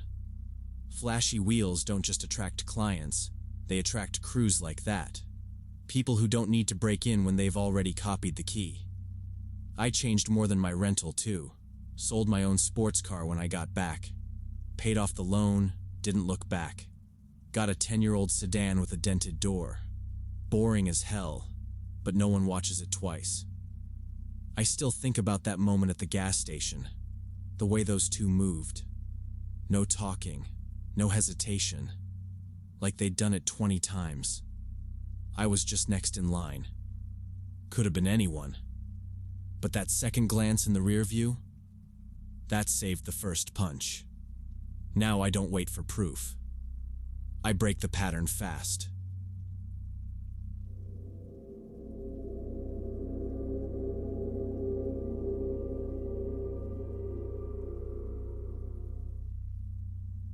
The night shifts at the hospital blurred together after a few months. I got used to the cold fluorescent lights, the smell of antiseptic that never faded from my clothes, and the hum of vending machines in the break room. My ride home was always the same. I'd clock out at 2 a.m., walk 2 blocks in the dark to the bus stop off Burnside, and board the 20 heading east. It was mostly empty at that hour, just a few tired faces, heads resting against windows or buried in hoodies. I didn't talk to anyone. I counted the stops, 12 of them. I'd look out at the shops and darkened apartment buildings flashing past. Sometimes I dozed off for a stop or two, but my body always woke up in time. One week in mid-October, a new guy started showing up. I noticed him the first night because of his bright orange headphones. Not earbuds, big, over-ear ones, the kind that made a soft static noise when he adjusted them. He got on 3 stops after me. Tall, thin, long black coat, nothing unusual. He sat 2 rows back, always on the right side. I never heard his music. He didn't speak, didn't even look at anyone. His posture didn't change for the entire ride. At first, I didn't think much of it. People take the same bus at the same time. But it started getting weird when I realized he always got off at the same stop I did, stop 12. Not just that, he walked in the same direction as me afterward. For the first few nights, I brushed it off. Maybe he lived in the same neighborhood. But something about his pace made me uneasy. He never overtook me, never lagged behind. Just walked behind me, a steady distance of maybe 15-20 feet. Not enough to call it following. Enough to notice. I started walking faster after getting off the bus. I'd take a few turns I didn't need to take. Once I even crossed the street and watched in a storefront reflection. He crossed too. Never close, just near. I didn't want to overreact. I didn't know what to say. But I started walking with my keys in my fist, the longest one poking out between my fingers. My heart would beat hard when I turned my street corner, when I reached my porch. I didn't look back until I had my door shut behind me. The routine stayed the same for 5 nights. Always the same stop. Always the same direction. Never a word. Just him and the faint static buzz when he shifted his headphones. I thought maybe I was losing it. Maybe I'd seen too many weird patient cases, too many assault reports from ER staff. But routine only feels safe until you notice something off. Then it's just repetition with tension. On the 6th night, I left the hospital 10 minutes early. I walked 2 blocks in the opposite direction to a different bus line. It meant 2 transfers instead of 1, but I wanted to see something. I caught the 15, headed north. Not my usual route. I sat near the front, hoodie up, headphones in, but not playing anything. At the second transfer point, I waited 5 minutes, watching each person who got off the next bus. He was there. Same headphones, same black coat. He stepped on the bus, didn't look around, and sat 2 rows behind me. Right side, like always. My mouth went dry. I didn't turn around. I kept my head down and typed out a text to the hospital security desk. Just said, "Think I'm being followed after shift. Can I get escort next time?" They replied a few minutes later. Said of course. Said to call ahead and someone would meet me at the stop next night. That ride felt longer than usual. Every red light, every stop, I kept checking the reflection in the window. He didn't move. Just sat. Perfectly still. I didn't turn my head. I got off 1 stop early, walked fast, didn't look back. My hands were shaking when I unlocked my front door. That night I didn't sleep. I kept checking the blinds, turned on the porch light, sat in the living room with the TV on mute. Nothing happened. It was dead quiet outside. No footsteps, no knocks, nothing. I started thinking maybe I overreacted. Maybe he just happened to change buses the same way. Maybe I was just wired from too many night shifts in a row. Next shift, I skipped the escort. It was a quiet night, uneventful. The guy didn't show up on the bus. I started to relax. Thought maybe it was a fluke. I walked home like normal, didn't hear anything behind me, didn't feel that itch on my neck. I made it home, locked the door, and went straight to bed. At 4:17 a.m., my home phone rang. I didn't answer right away, just stared at it. Landline. Barely anyone called it. After 4 rings, I picked up. The line was quiet for a second. Then a male voice said my name, full name. Then he read my full address. Then silence. Click. I stayed sitting on the kitchen floor until the sun came up.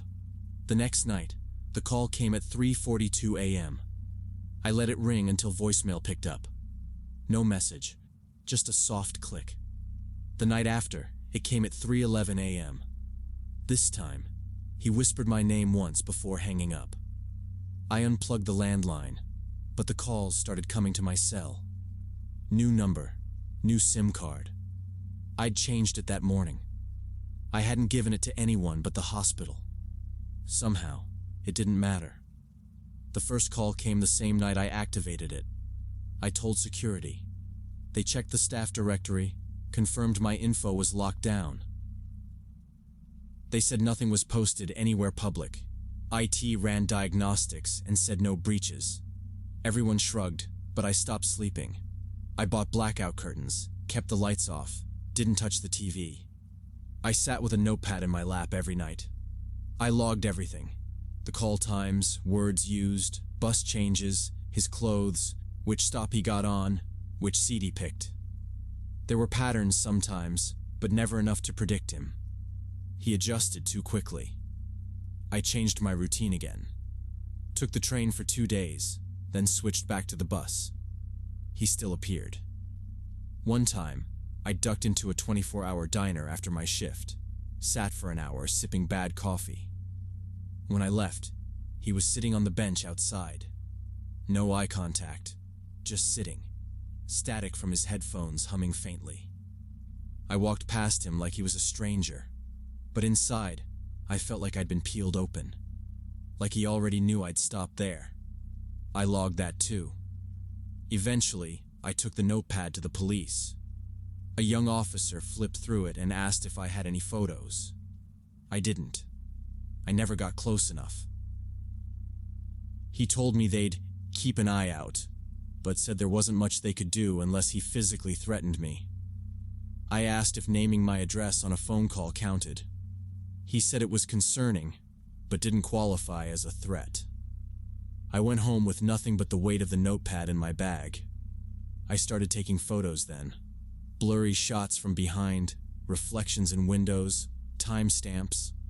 I saved every call log, backed up recordings. Sleep was gone. I lived in caffeine and tension. Every sound made me flinch. The hallway creaks, the water pipes. I started checking the lock twice every hour. My neighbors noticed, but no one said anything. I think they just assumed I was going through something personal. I was, just not the kind they could imagine. It was the hospital's IT guy who finally gave me a lead. He'd gone digging into call logs from the night shifts. The number that hit my landline matched an internal switchboard route. One that bounced around through different floors before connecting. It was messy, but one location popped up 3 times. A vacant call room on the psych ward. I hadn't even worked that wing. Security checked the sign-in logs. Nobody was supposed to be on that floor during those hours. They checked cameras, but the system didn't cover the far end of the hall where the call room was. Still, it gave the investigation some weight. 2 officers came back and started asking about former patients. I gave them everything I could remember. A few days later, they found him. It was a Wednesday morning. Rainy, cold. He was picked up sitting on the curb outside a convenience store, right beside a payphone. He had headphones on and a folder in his lap. Inside were hand-drawn maps of my neighborhood, bus schedules, and notes matching my work shifts for the last 2 months. All in pencil, dated, highlighted, like a study guide. He had copied my schedule from the hospital board weeks ago, memorized it. He had been a psychiatric patient in the facility months back. Admitted for manic paranoia and delusional fixation. While in recovery, he'd seen my intake paperwork, my full name, contact details, shift times, left unattended on a rolling cart. 1 file, 1 mistake. He'd fixated. The doctors called it an obsessive attachment, a redirection of dependency. He wasn't trying to hurt me, they said. He just needed to connect. I didn't care. He had followed me, studied me, invaded my life. I didn't want his diagnosis. I wanted space. With the folder as evidence, they issued a warrant for psychiatric re-evaluation. He was placed back under mandatory care. This time, locked unit. No phones, no visitors. I got a call from the lead investigator confirming it. Then another from hospital admin. Apologies, policy reviews, vague promises. I didn't respond. I just sat there listening to the messages until my voicemail box was full. I switched to day shifts the next week, paid out of pocket for rides home. No more buses, no more dim street corners. I keep my phone on silent now, but I check the logs every morning. Still paranoid, still alert. I bought a second lock for the door, got a dog, added motion lights to the porch. The hospital changed its protocols. Paper charts now stay locked during every shift. Intake files are electronic only, encrypted, Access tracked. Small changes. Quiet, overdue changes. I don't know if they made them because of me, or because they were scared of what could happen next time. Doesn't matter. I learned a simple thing. Data is power. Put it in the wrong hands, and it turns into a weapon. If someone knows your schedule, they don't need to chase you. They just wait. If they know your name and address, you don't have to open the door for them to already be inside. Boundaries aren't rude. They're necessary. Now, when something feels off, I don't explain it away. I listen. I trust the feeling, especially the cold one that wakes me up before the phone rings.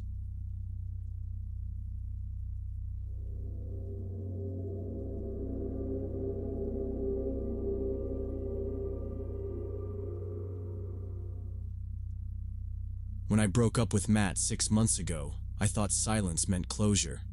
We didn't scream or fight. We just stopped. I blocked him on everything, packed up his stuff in a cardboard box, and dropped it off at his sister's place. I started working doubles at the diner, didn't ask for my days off back. The money helped clear my credit card, and I started sleeping through the night again. I figured that was the end. One Monday night in October, I noticed a dark sedan idling across the street from my apartment. Elm Street isn't a busy area, especially not after dark. It was parked a little too neatly under the dead streetlight, like someone had thought about visibility. The car had no lights on. I couldn't see the driver. I peeked through the side of my blinds and watched it for a while. Nothing happened. After maybe 10 minutes, it drove off without making a sound. I figured it was someone waiting for a friend next door. Probably nothing.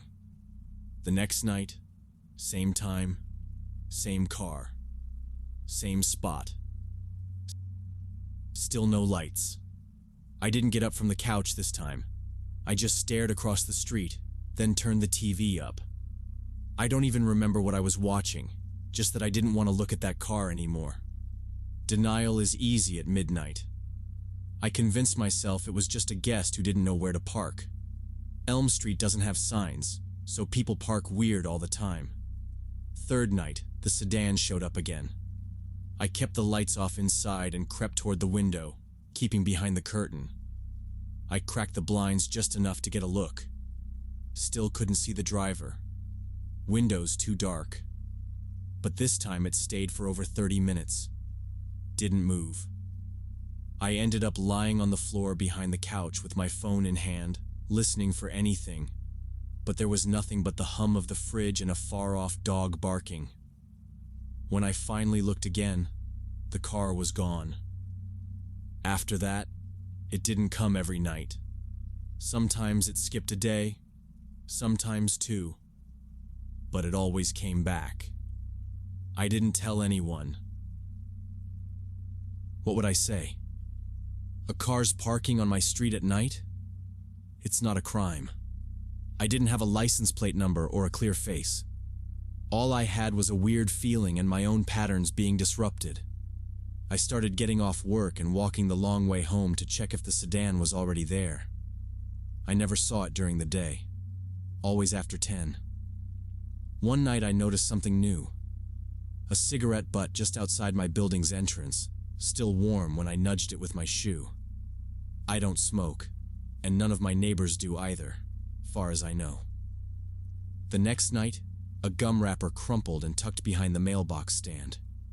It had red lipstick on the inside fold. I don't wear lipstick. I started to think maybe I was being paranoid. Or I hoped I was. A week later, I came home from my late shift and found the kitchen window cracked open. Just a couple inches. But the screen was missing completely. It wasn't on the floor. It wasn't outside. The window's the kind with a locking latch. I always check it before I leave. Always. My stomach dropped and I stood in the doorway for a full minute, just holding my keys and breathing too loud. The lights were off and the hallway smelled like bleach. That wasn't normal. I hadn't cleaned in days. I stepped in and turned the entry light on with my elbow. Dropped my bag, but kept the pepper spray in my pocket. I moved slow. Didn't call out, just moved room to room like I was waiting to see something I couldn't unsee. The bathroom door was shut. I never leave it shut. I pushed it open with my foot and flipped the switch. Empty. Shower curtain still dry.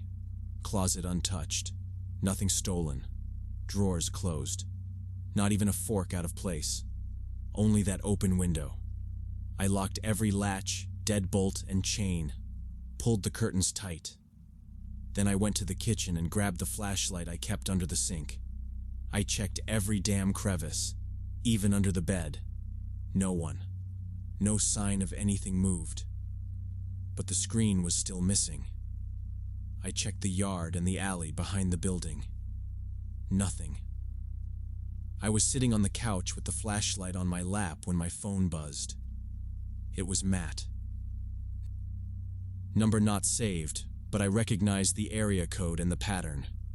"We need to talk," the message read. I stared at the screen until it went dark again. The timing felt like someone brushing a cold hand down my back. I didn't reply.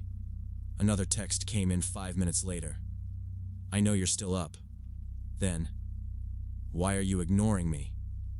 Then, "I'm trying to be nice." It didn't stop. He must have been typing non-stop. Within an hour, I had over 30 messages, all from the same number. No threats, but it didn't need any.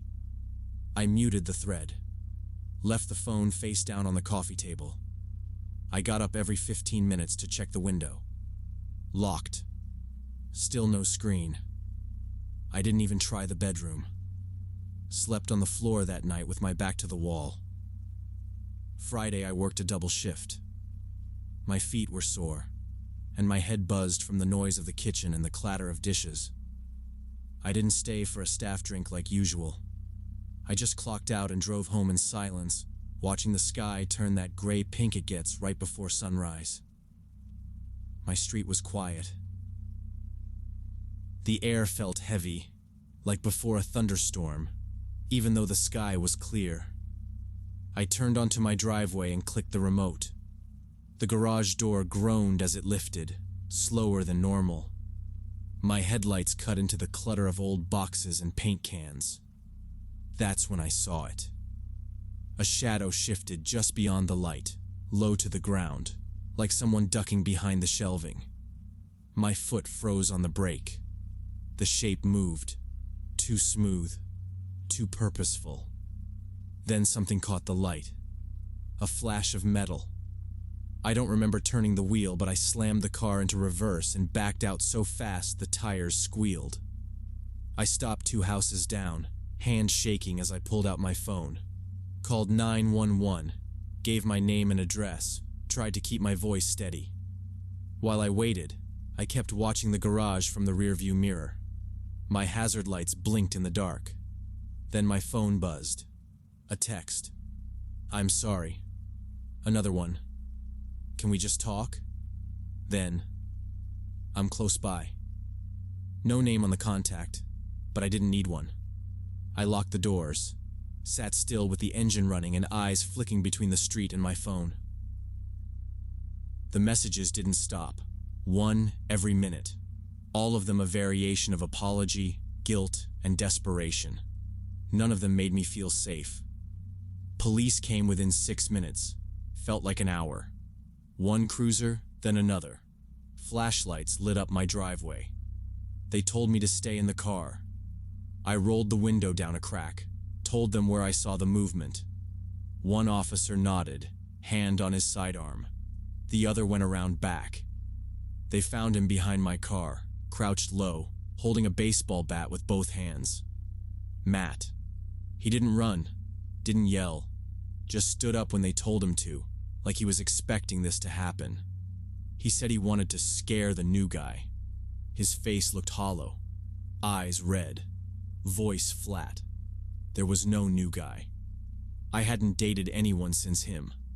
All that noise in his head was his alone. They cuffed him, read him his rights. I stood behind the open door of my car and watched without saying a word. One of the officers bagged the bat and walked over with a question about pressing charges. I nodded. My voice didn't come out at first. The officer didn't push. They let me back into the garage once it was cleared. Everything looked normal, but it didn't feel normal. I watched them bag up my phone too. The texts were still coming. The screen lit up every few seconds inside the evidence bag, like he was still trying to crawl through the pixels. The next day, I filed for a restraining order. It went through fast. His record didn't help him. I changed every lock on every door, installed a new security system with motion alerts and remote access. I stopped leaving windows cracked. I even added cameras, one for the front yard and one in the garage. Trust became something I couldn't afford. I didn't want to talk to neighbors. I barely answered calls from friends. Every sound at night made me sit up. I started sleeping with a hammer under my bed. Not because I thought it would help, but because I needed to believe I could do something if I had to. Matt pleaded guilty to trespassing, unlawful possession of a weapon, and harassment. He entered court-mandated rehab, part of his sentence. His lawyer said he had untreated mental health issues, dependency, a downward spiral. I didn't go to the hearing. I didn't want to see his face in a courtroom. I didn't want to hear the word sorry ever again. I started going to a support group for stalking victims. First session I barely spoke, just listened. Heard people say things I'd thought but never said out loud. Things like how paranoia becomes routine, how silence becomes the scariest part. I wasn't alone, but I felt like I was still waiting for something to happen. Nights are the hardest. The house feels too big. I leave lights on. The hum of the fridge feels too loud, then too quiet. Sometimes I check the locks twice before bed. Sometimes I open the garage door just to be sure no one's there. I keep the new bat in a closet, right by the front door. I haven't touched it. I'm learning to sleep again. Slow, but it's happening. The support group helps. Work helps. Routine helps. Some days are easier than others. The texts stopped, but I still remember them. The sound of a message tone still makes me tense up a little. If there's a lesson, it's this. Silence doesn't mean someone let go. It just means they're quiet. Sometimes that's worse. You don't see it coming. You tell yourself you're safe. You tell yourself it's over. But you need to check the dark corners, even when you're tired. Love can turn into ownership, and then into threat faster than you think. The garage door isn't the only thing that needs a lock.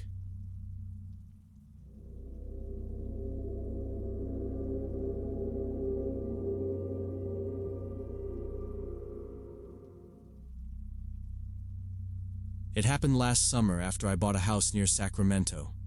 It was cheap for the area. Small, single-story, a bit outdated, but with a fenced yard that worked well for a studio setup. I do portrait photography, mostly headshots and small family sessions, and I'd converted the back shed into a studio with blackout curtains and some basic lighting gear. The neighborhood felt safe. Mostly retired couples, people walking their dogs, and the occasional teenager skating by. My days were quiet. I'd shoot, edit, take lunch outside sometimes. Most traffic was local, mail carriers, Amazon vans, sometimes landscaping trucks. One afternoon while I was watering the rose bushes, a man rode by slowly on a bike. He looked at my yard the whole way down the block. Didn't glance away even when he passed me, just kept staring. I figured maybe he liked roses. 2 days later, around the same time, he came by again. Same bike, same stare. I was setting up for a late shoot, holding a backdrop frame, and waved out of habit. He turned his head, eyes forward, and kept going. I felt a bit dumb waving. Maybe he didn't see me. Maybe he wasn't looking at the yard. Over the next few days, he kept coming. Always between 2:30 and 2:45 p.m. Always slow. Always looking at the house. He didn't wear anything odd. Just cargo shorts, plain t-shirt, cap pulled low. His bike was a faded red mountain bike, pedals creaking with each push. I started timing my lunch to avoid being outside when he passed. Eventually, curiosity got the better of me. I waited inside one afternoon, standing behind the front curtain with a gap just wide enough to see through. At 2:37, he rolled into view. This time, instead of coasting past, he actually slowed down more, like barely moving forward, and turned his head toward the house. I saw him scan each window slowly. When his gaze hit mine, I pulled back, heart thumping, even though I knew he couldn't have seen me in the shadow behind the curtain. After a few seconds, he pushed off and rode down the block. I waited until he was out of sight, then stepped away. Felt dumb again, like I'd made something out of nothing. Still, I jotted the time down on a sticky note, just for tracking. Told myself I'd stop worrying. Maybe he was just a neighbor with a weird biking loop. For a while, things were normal. He didn't come the next day. I worked late in the studio, edited photos past midnight. The house was quiet. I forgot about him for 2 days. Then, the third morning, I noticed something while opening the blinds in the living room. On the ground under the window was a small object, dark gray, round, like a smooth stone, about the size of a golf ball. I almost left it there, but something about it felt off. I bent down to pick it up. It was too light for a rock. The texture was plasticky. I turned it in my hand. One side had a tiny lens. Before I could really process it, a red light blinked once from the edge, then went dark. I pried it open with a screwdriver from the kitchen drawer. It took a little pressure, but the plastic casing cracked apart. Inside was a tiny micro SD card slotted into a board, along with a battery and what looked like a basic transmitter. I pulled the card out and took it to my laptop. I didn't know what I was expecting. Maybe wildlife footage. Maybe just static. I opened the first video file. It took a second to load. The screen showed my living room. The angle was from outside, through the blinds. I watched myself walk in with a glass of water, talk on the phone, sit on the couch, and stretch. Another clip showed me washing dishes. Different day, different clothes. Another showed me scrolling on my phone at night, lit by the screen. The footage wasn't continuous, just motion-triggered moments. Still, my hands went cold. The angle was low, likely from the bushes along the west wall. I couldn't feel my tongue. I didn't know how long I stared before calling 911. I remember dialing, not even fully sure what to say. The dispatcher kept calm. "Don't touch anything else," she said. "Someone's on the way." I stayed at the kitchen table until the deputy arrived. 2, actually. A woman and a man. They wore gloves, bagged the device, asked questions. I repeated everything. When the male deputy went out to check the yard, the female officer kept her hand near her sidearm the whole time. They checked all along the window line and through the bushes. They found small impressions in the soil, likely where someone had crouched. The prints were faint, too dry for a cast. Later that week, they came back with a notice. They'd traced the device to a model sold at a local outdoor store, the kind advertised for watching raccoons and foxes at night. "Wildlife," the officer said, then gave me a look that told me what she really thought. I didn't know the man's name yet, but I knew who he was. They got a search warrant 2 days later. The officers didn't say much at first, but I found out what they discovered through one of my neighbors who had connections at the precinct. They hit the garage of the bicyclist, Tom something, lived 3 blocks away. 58, quiet, alone, divorced 5 years back. A few folks knew him from handyman gigs. Turns out he'd worked as an electrician for years, even wired some of the houses nearby back when the development was newer. They found 5 more identical cameras in his garage, all labeled with masking tape, initials, addresses, street names, and a stack of SD cards, dozens, footage from porches, living rooms, backyards, all women. Most lived within walking or biking distance. Some had kids. One had a teenage daughter. It made me sick. He didn't deny it. Said he started observing during the pandemic, felt isolated. Claimed it made him feel connected. Didn't see it as wrong. No priors, no arrests. He sat calm through questioning, even asked about one of the deputy's camera models. The DA didn't push for jail. Court psychologist said he wasn't a danger, just maladjusted. Tom got probation, mandatory therapy, electronic monitoring. He wasn't allowed to own surveillance equipment anymore. The court order said he couldn't come within 200 feet of his subjects. That included me. We held a neighborhood meeting a week later. People were upset. A lot of us thought the sentence was too light.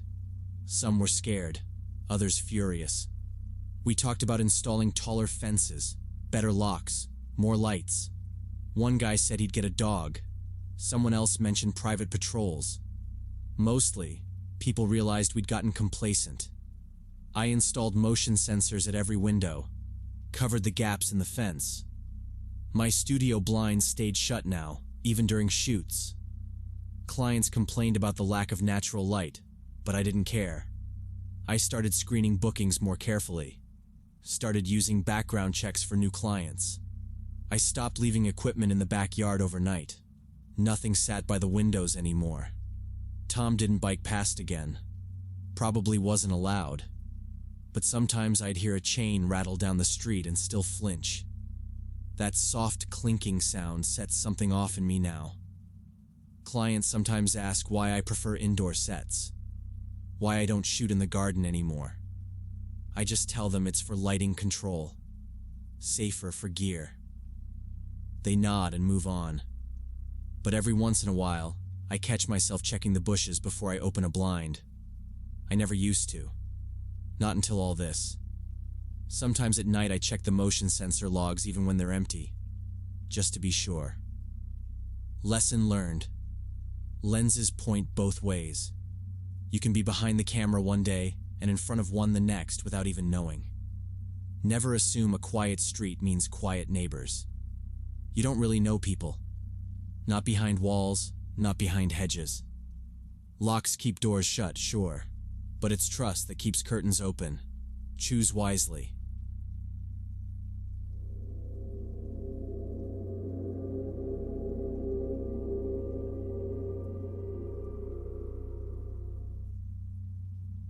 So, when I was 17, I walked 30 minutes to the bus stop every morning. We lived a bit out of town, and the road curved through trees most of the way.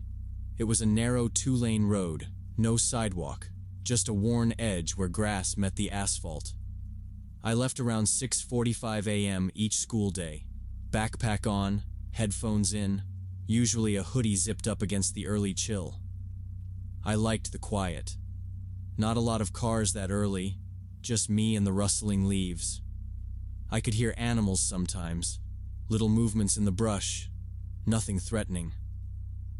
One morning in October, I turned the bend past the miller's old shed and saw a green Jeep Wrangler parked on the side. The engine was running. It sat just off the road, tilted slightly where the shoulder dipped.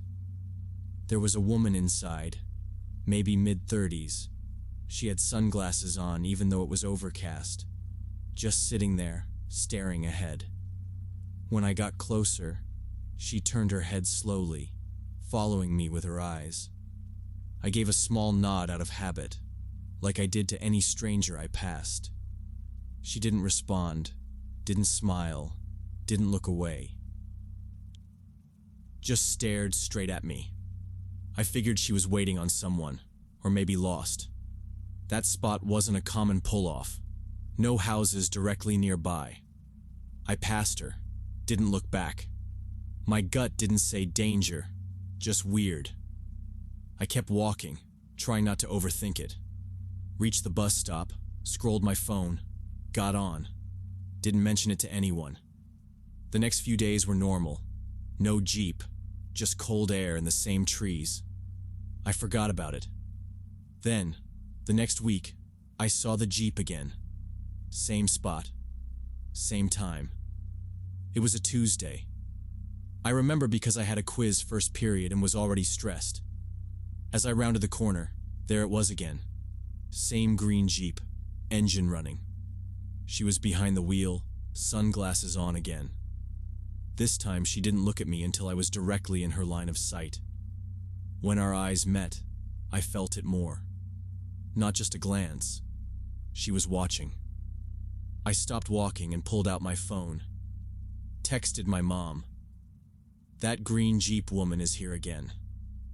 I didn't expect a fast reply. She was usually doing breakfast or on her second cup of coffee. But she answered in under a minute. Do you want to ride tomorrow? I can drive you. I said yes. So the next day, and the two after that, my parents took turns driving me. Dad didn't ask questions, just cranked the heat and played the radio. Mom asked who the woman was. I said I didn't know, but it made me feel off. She said it was probably nothing but agreed I should skip walking for a bit. By Friday, both of them had early meetings. Mom asked if I'd be okay walking. I didn't want to be dramatic. I hadn't seen the Jeep for 3 days now. Maybe it was done. I said yeah. So that morning, I left the house with the same routine. Hoodie, backpack, earbuds. As I neared the spot, about 15 minutes in, I felt it before I saw it. The hum of an engine in the distance. I rounded the bend, and sure enough, green Jeep. This time, she wasn't parked all the way off the road. She'd pulled a little closer to the center line. Not blocking traffic, but noticeably nearer to the street. Window was cracked. I couldn't see inside clearly because of the glare, but I knew she was watching.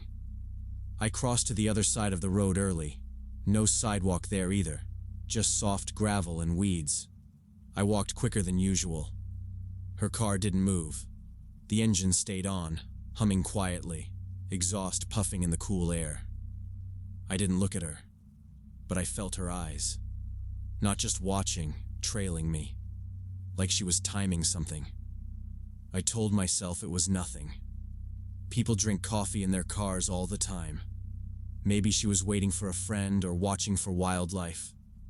Maybe she was writing a book in there for all I knew. But my steps sped up anyway. Denial is cheap. Trying to avoid her, I cut through a field the next morning. It added a few minutes, but I figured it was worth it. The grass was high and dry, brushing my jeans and scraping against my calves.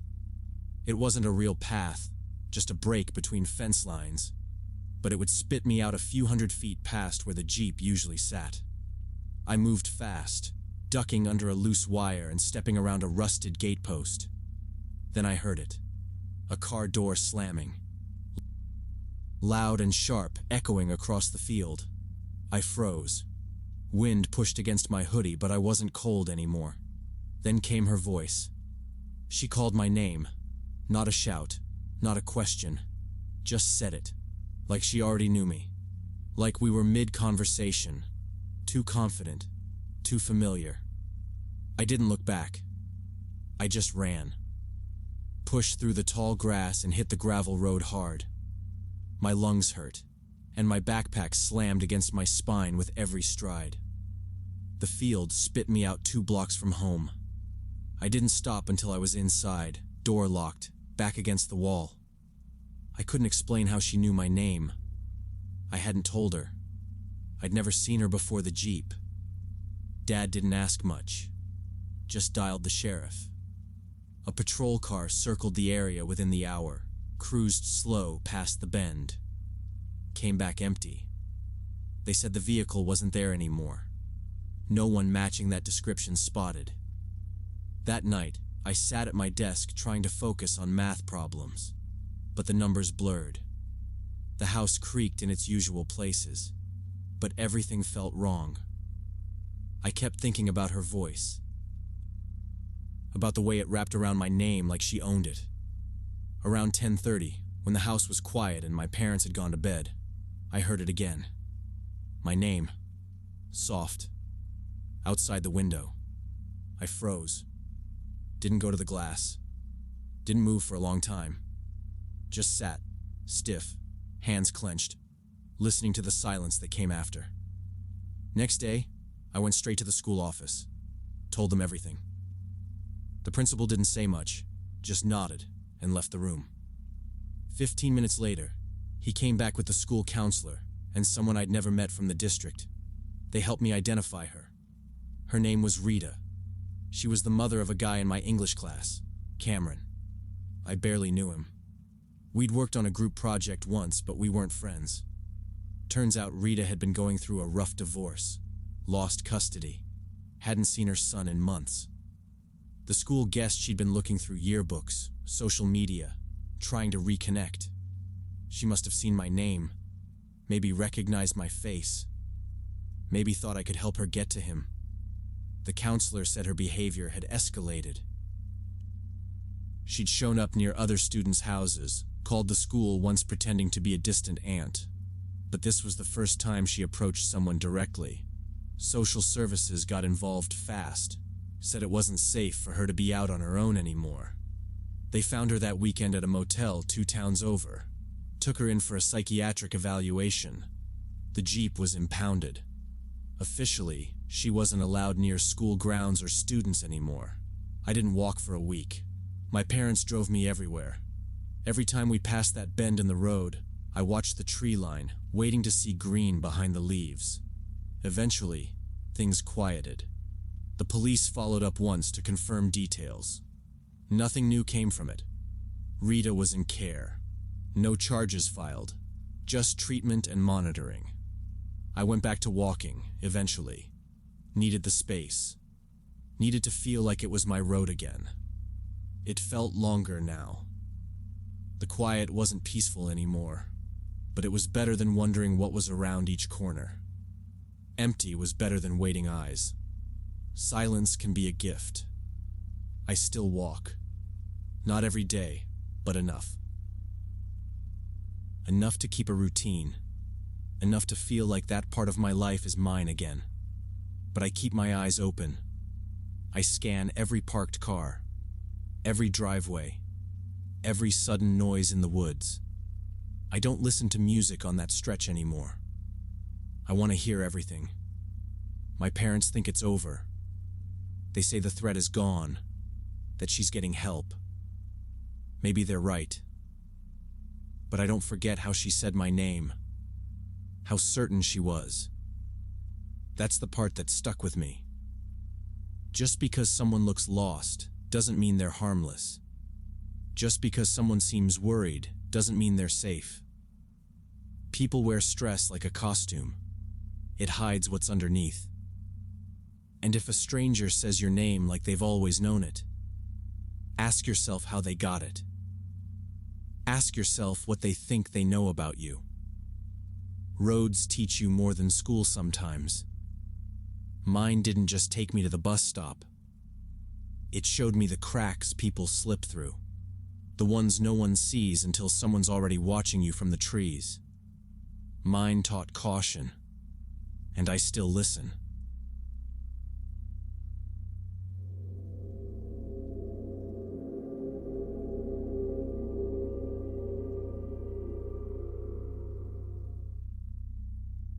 When I started second year, I met Kyle through my roommate Rachel. He showed up to our apartment with her one night, carrying a 6-pack and some thrift store records. We all sat on the floor with a cheap Bluetooth speaker, arguing about which albums were overrated. He said Radiohead fans were cultish, and I rolled my eyes so hard I thought he'd notice, but he just grinned.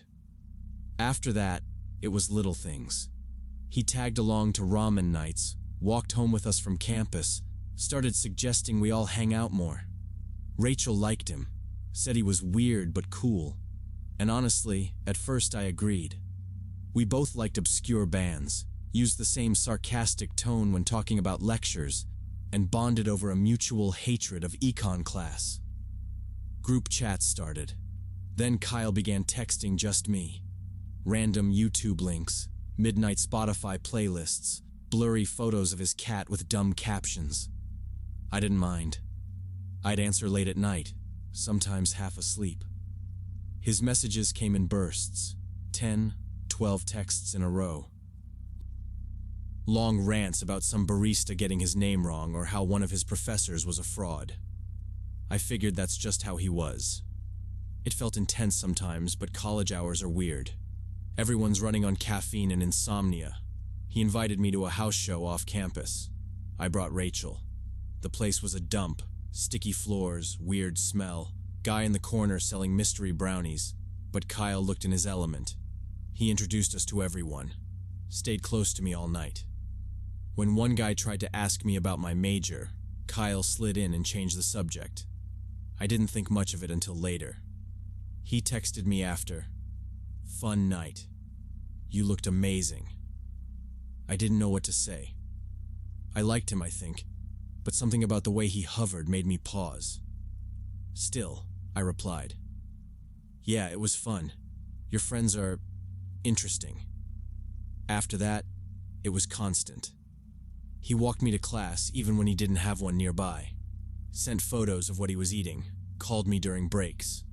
One day he showed up at my building unannounced with fries and said he figured I hadn't eaten. I had, but I let him in anyway. He stayed 5 hours, mostly scrolling through his phone while talking about some podcast. When he left, he hugged me too long. I told Rachel. She shrugged. He's just like that. Then came the night I missed a movie night we planned. I had a quiz the next morning and texted him I couldn't come. He called. I didn't answer. He called again. 8 times total. I silenced my phone. The next morning I had 3 voice messages. First one was normal. "Hey, you okay?" The second had a sharper tone. "Would have been nice to know earlier." The third was just breathing. Then, "Don't flake on people who care about you." I listened twice, deleted them. Rachel raised an eyebrow but said nothing. Next time we saw him was at a diner near campus. Kyle said his mom was sick. Cancer, maybe. I asked what kind. He said it was blood something. Next week he said she had a brain tumor. The week after that, she was fine, and just getting tests. The details kept changing. Rachel noticed first. "Something's off," she said. We searched online. No mention of any illness in public posts, nothing in the local hospital fundraiser lists, even though Kyle said they'd raised money. I didn't want to accuse him of lying, but something felt wrong. We asked. Rachel did most of the talking.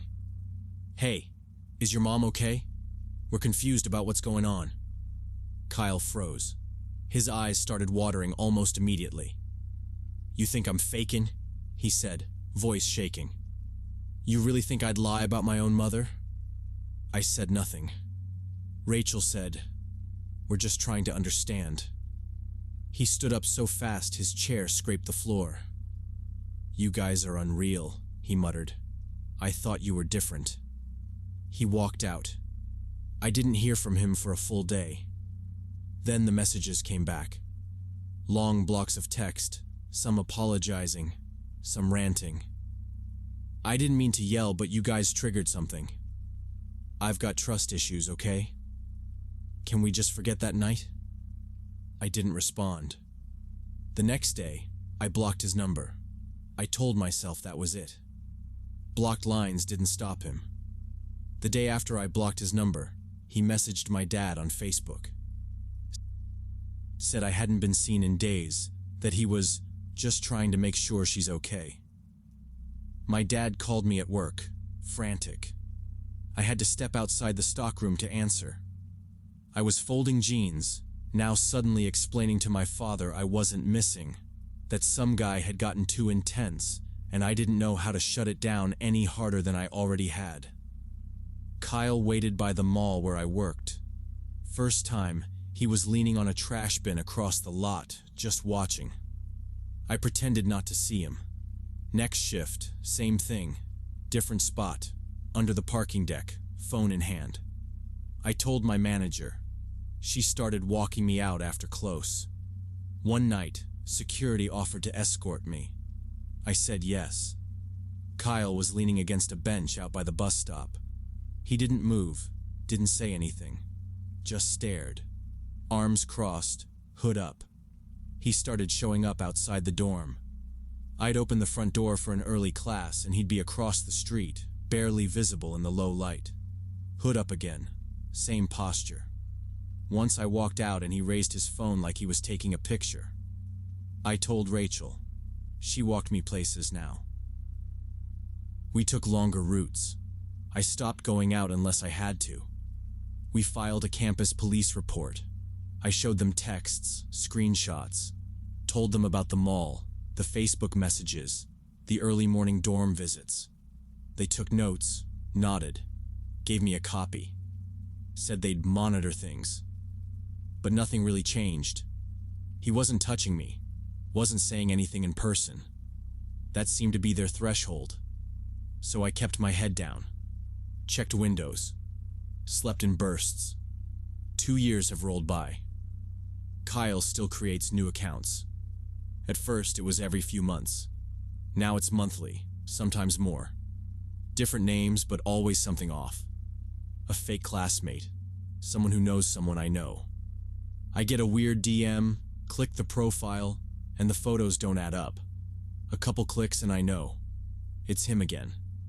I report and block every time. Then I wait. Wait to see if he shows up somewhere. He started commenting under my friends' posts when I locked mine down. So they locked theirs too. When I got a new job, I didn't share it. When I moved off campus, I didn't post a single photo from the new place. My world shrank to avoid him. He came to a study group once. Someone brought their friend from class. I froze when he walked in.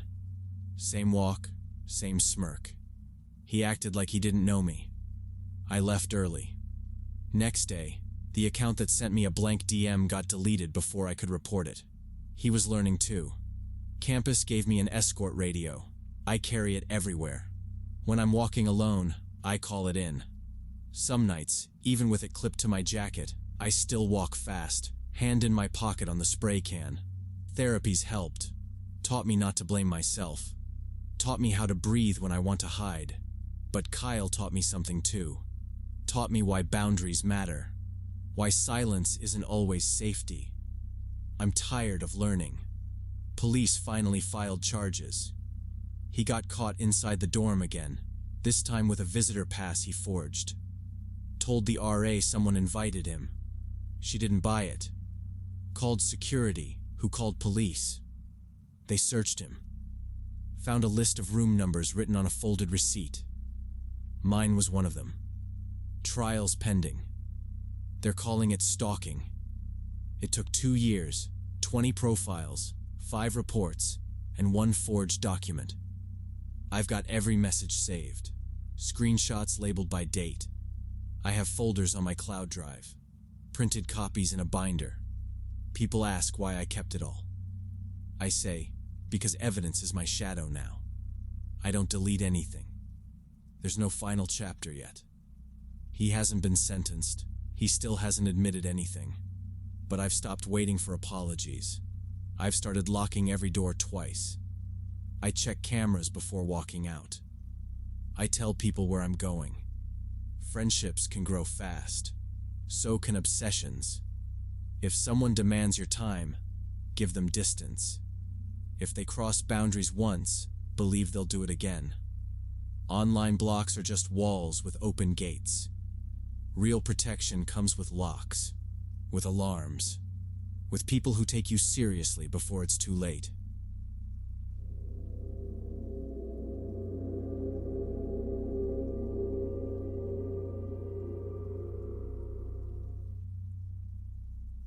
When I was 24, I worked the graveyard shift at a 24-hour market just off the interstate. It wasn't glamorous. The place smelled like old coffee and burnt plastic from the hot dog roller that never stopped spinning. My shift started at 10 p.m. and ended when the morning guy stumbled in around 6:30, usually hungover and late. Most of my customers were easy to pin down. Truckers grabbing caffeine and beef jerky, bleary-eyed students who wandered in for smokes and junk food, and older folks who looked like they couldn't sleep and had nowhere else to be. But there was one guy I never figured out. He came in around 3 a.m. almost every night. Always the same outfit. Dark hoodie, black jeans, beat-up sneakers. He was tall, lanky, looked like he hadn't slept in a month. His eyes were deep-set, skin pale like he hadn't seen daylight in weeks. His movements were slow but deliberate. He'd grab an energy drink, a pack of Reds, and a microwave burrito. He never spoke unless I asked something directly, and even then it was barely above a mumble. Always cash. Always exact change. Then he'd leave without another word. We started calling him Night Ghost. At first, he didn't bother me. Honestly, I liked the break from the chatty types. It was just strange how consistent he was. Same items, same route through the aisles, same silence. I started timing him once. He was never in the store more than 5 minutes. It was like a routine he couldn't break. A few coworkers joked that he might be a vampire or some escaped mental patient. I didn't think that. He seemed calm, almost mechanical. But curiosity settles in over time, especially when your only company is humming fluorescent lights and the hum of a soda cooler. I watched him more than I should have. His car was a silver sedan, older model, maybe early 2000s. No bumper stickers, nothing inside I could see but a hanging air freshener shaped like a tree. He parked in the same spot every time, third from the door, under the flickering street lamp. One night, I tried to glance at his license plate. No front plate, and I never got a clean look at the back. Still, I memorized the first 2 numbers one night when he left the lot slow. I guess I told myself it was harmless observation. I wasn't scared, just curious. But curiosity is a soft lock. All it takes is a turn in the wrong direction, and you find something you didn't mean to open.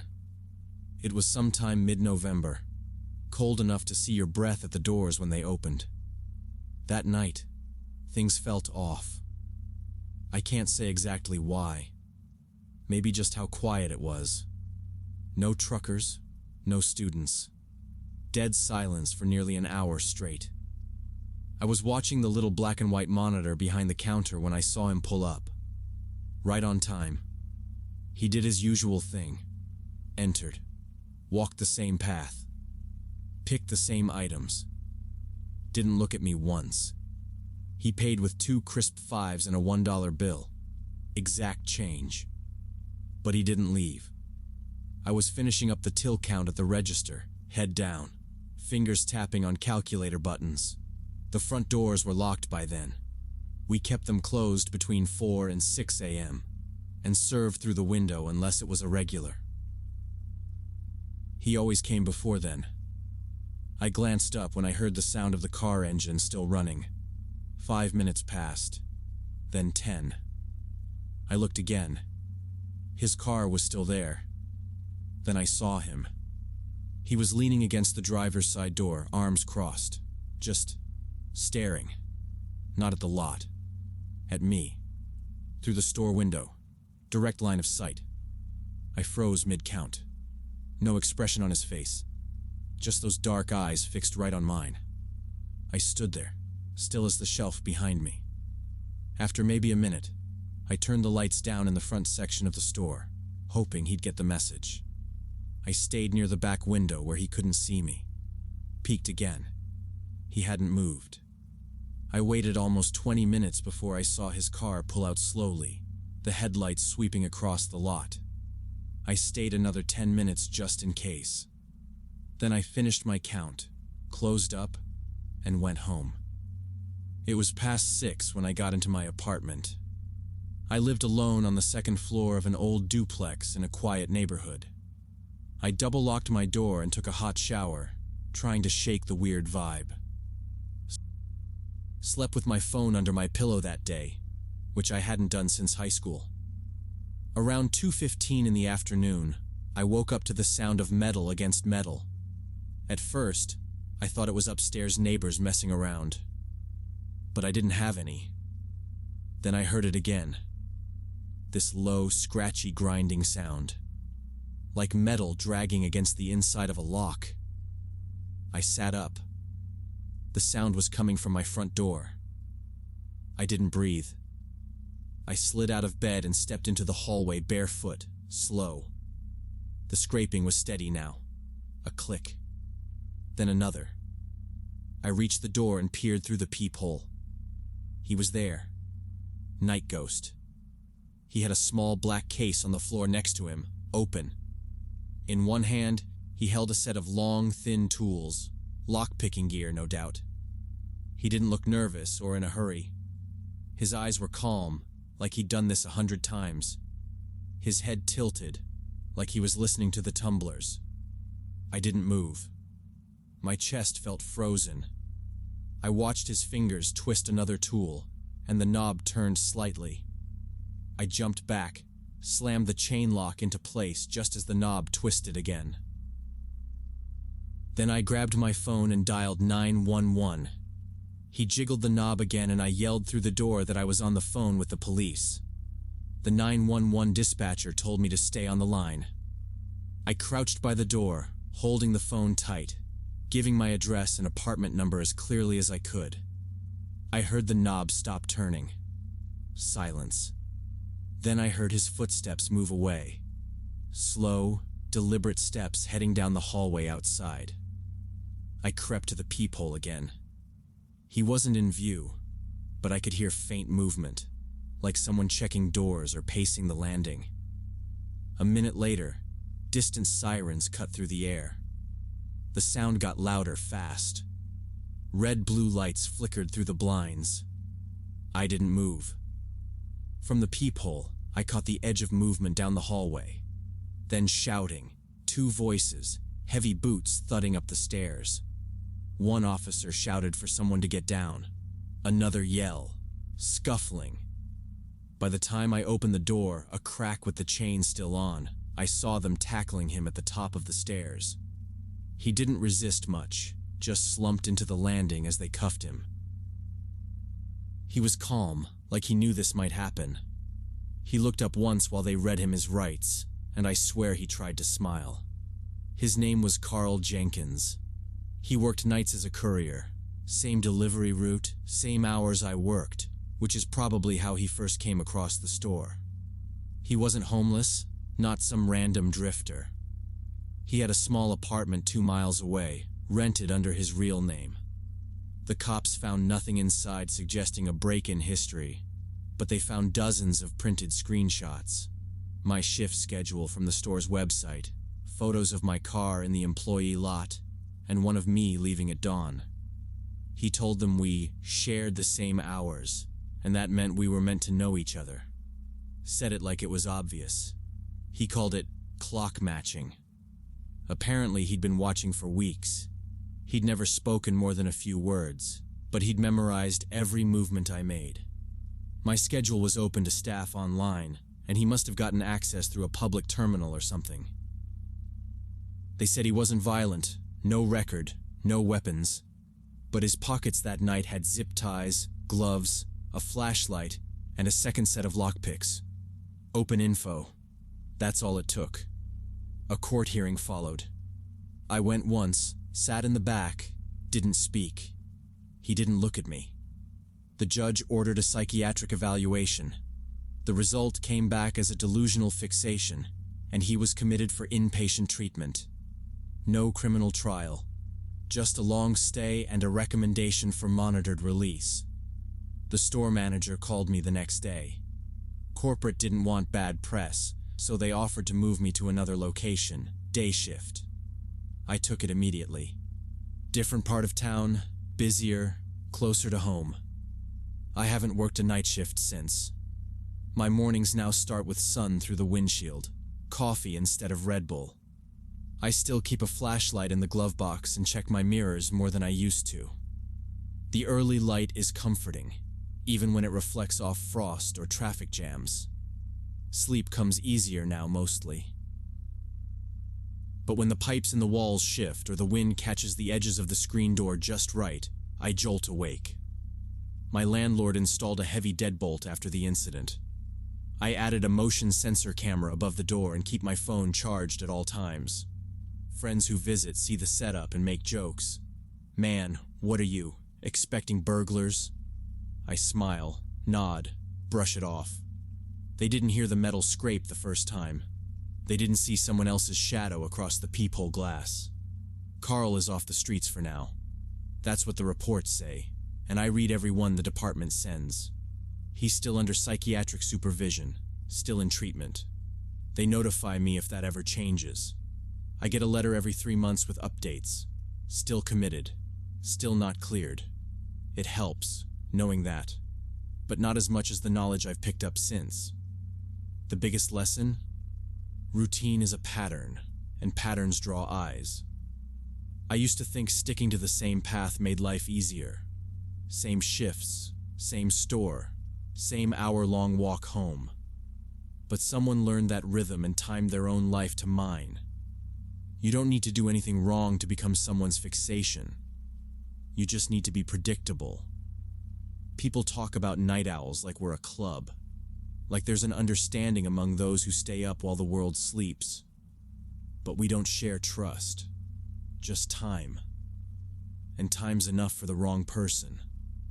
If your hours never change, someone will notice. If your route never changes, someone will follow it. Change your shift before someone changes your life. Or worse, tries to enter it uninvited.